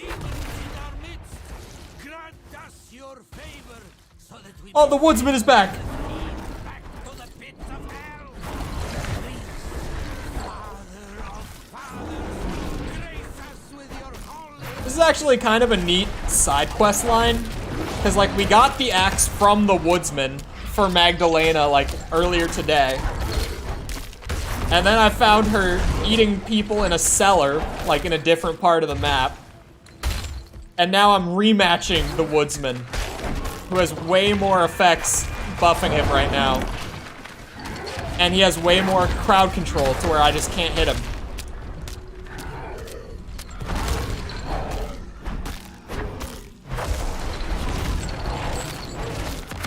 Oh.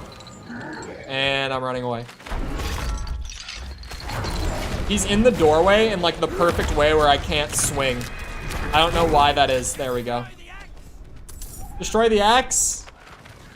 I'm destroying. I'm sundering the weapon. Magdalena. Can you not?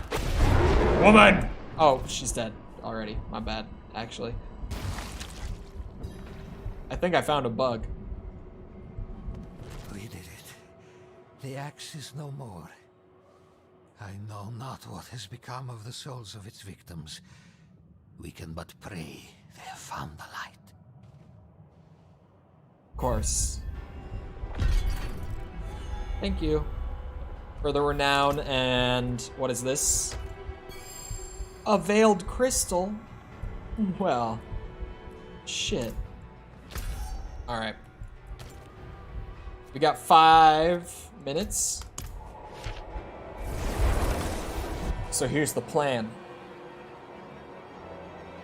With our 5 minutes, we're gonna go back here.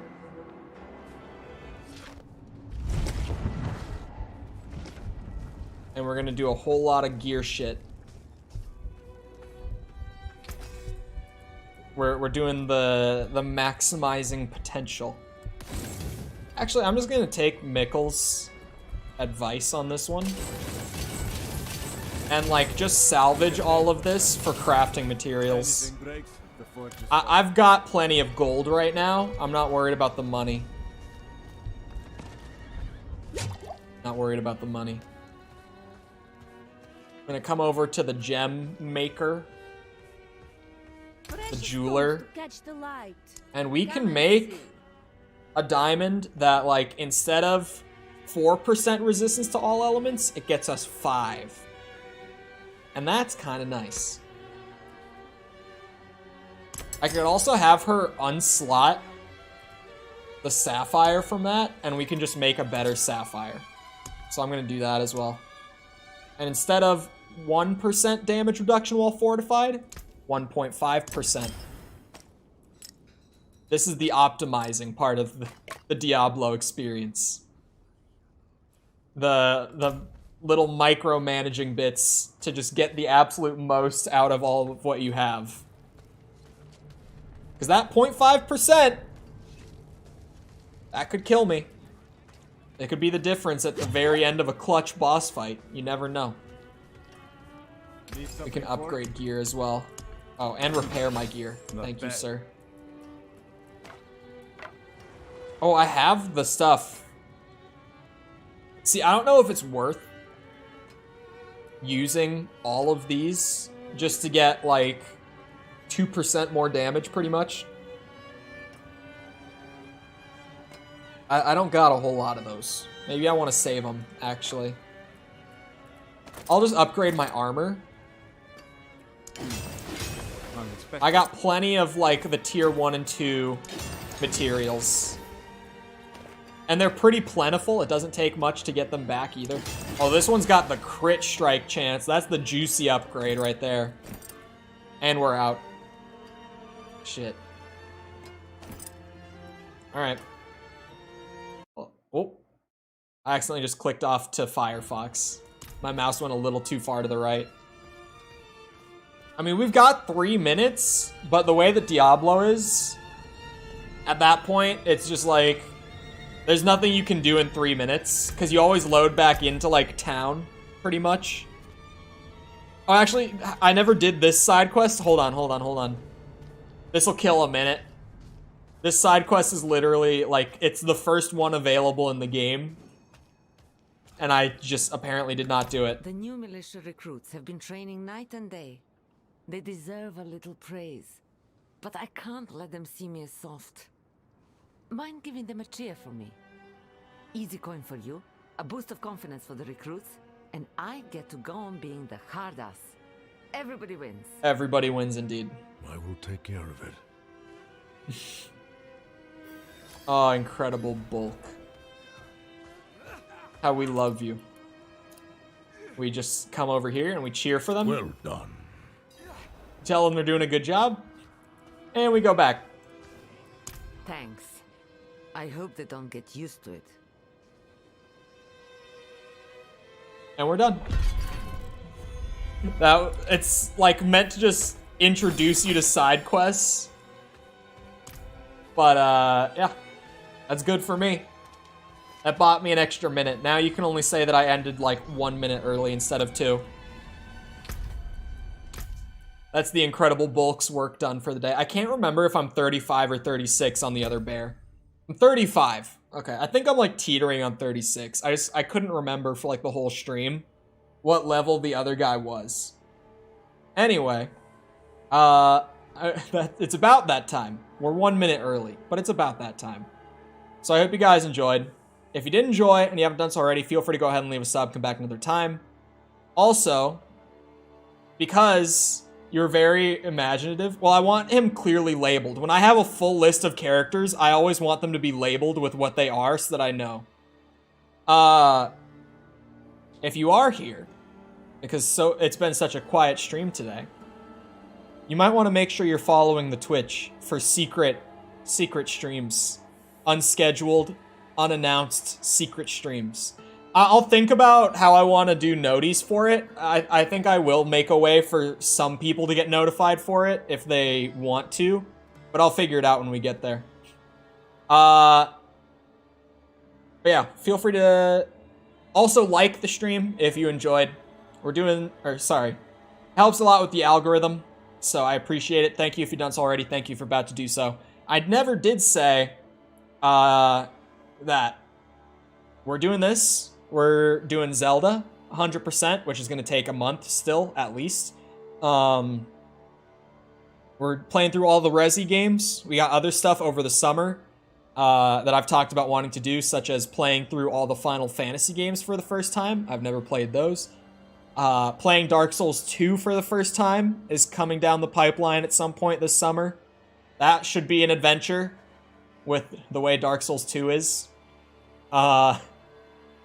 Also, if you're looking for ways to engage with the community outside of YouTube, feel free to check out links in the description.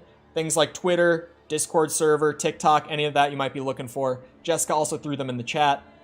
If you're looking for the most recent video that we did, it is the reaction to the Sony showcase still. New video out soon, but for now, that's what it is. So if you want to see that, she linked that as well. Other than that, though, once again, I hope you guys enjoyed. I'll see you always back here next time. I hope you all have the rest of your day. Thank you for coming to the stream, and goodbye.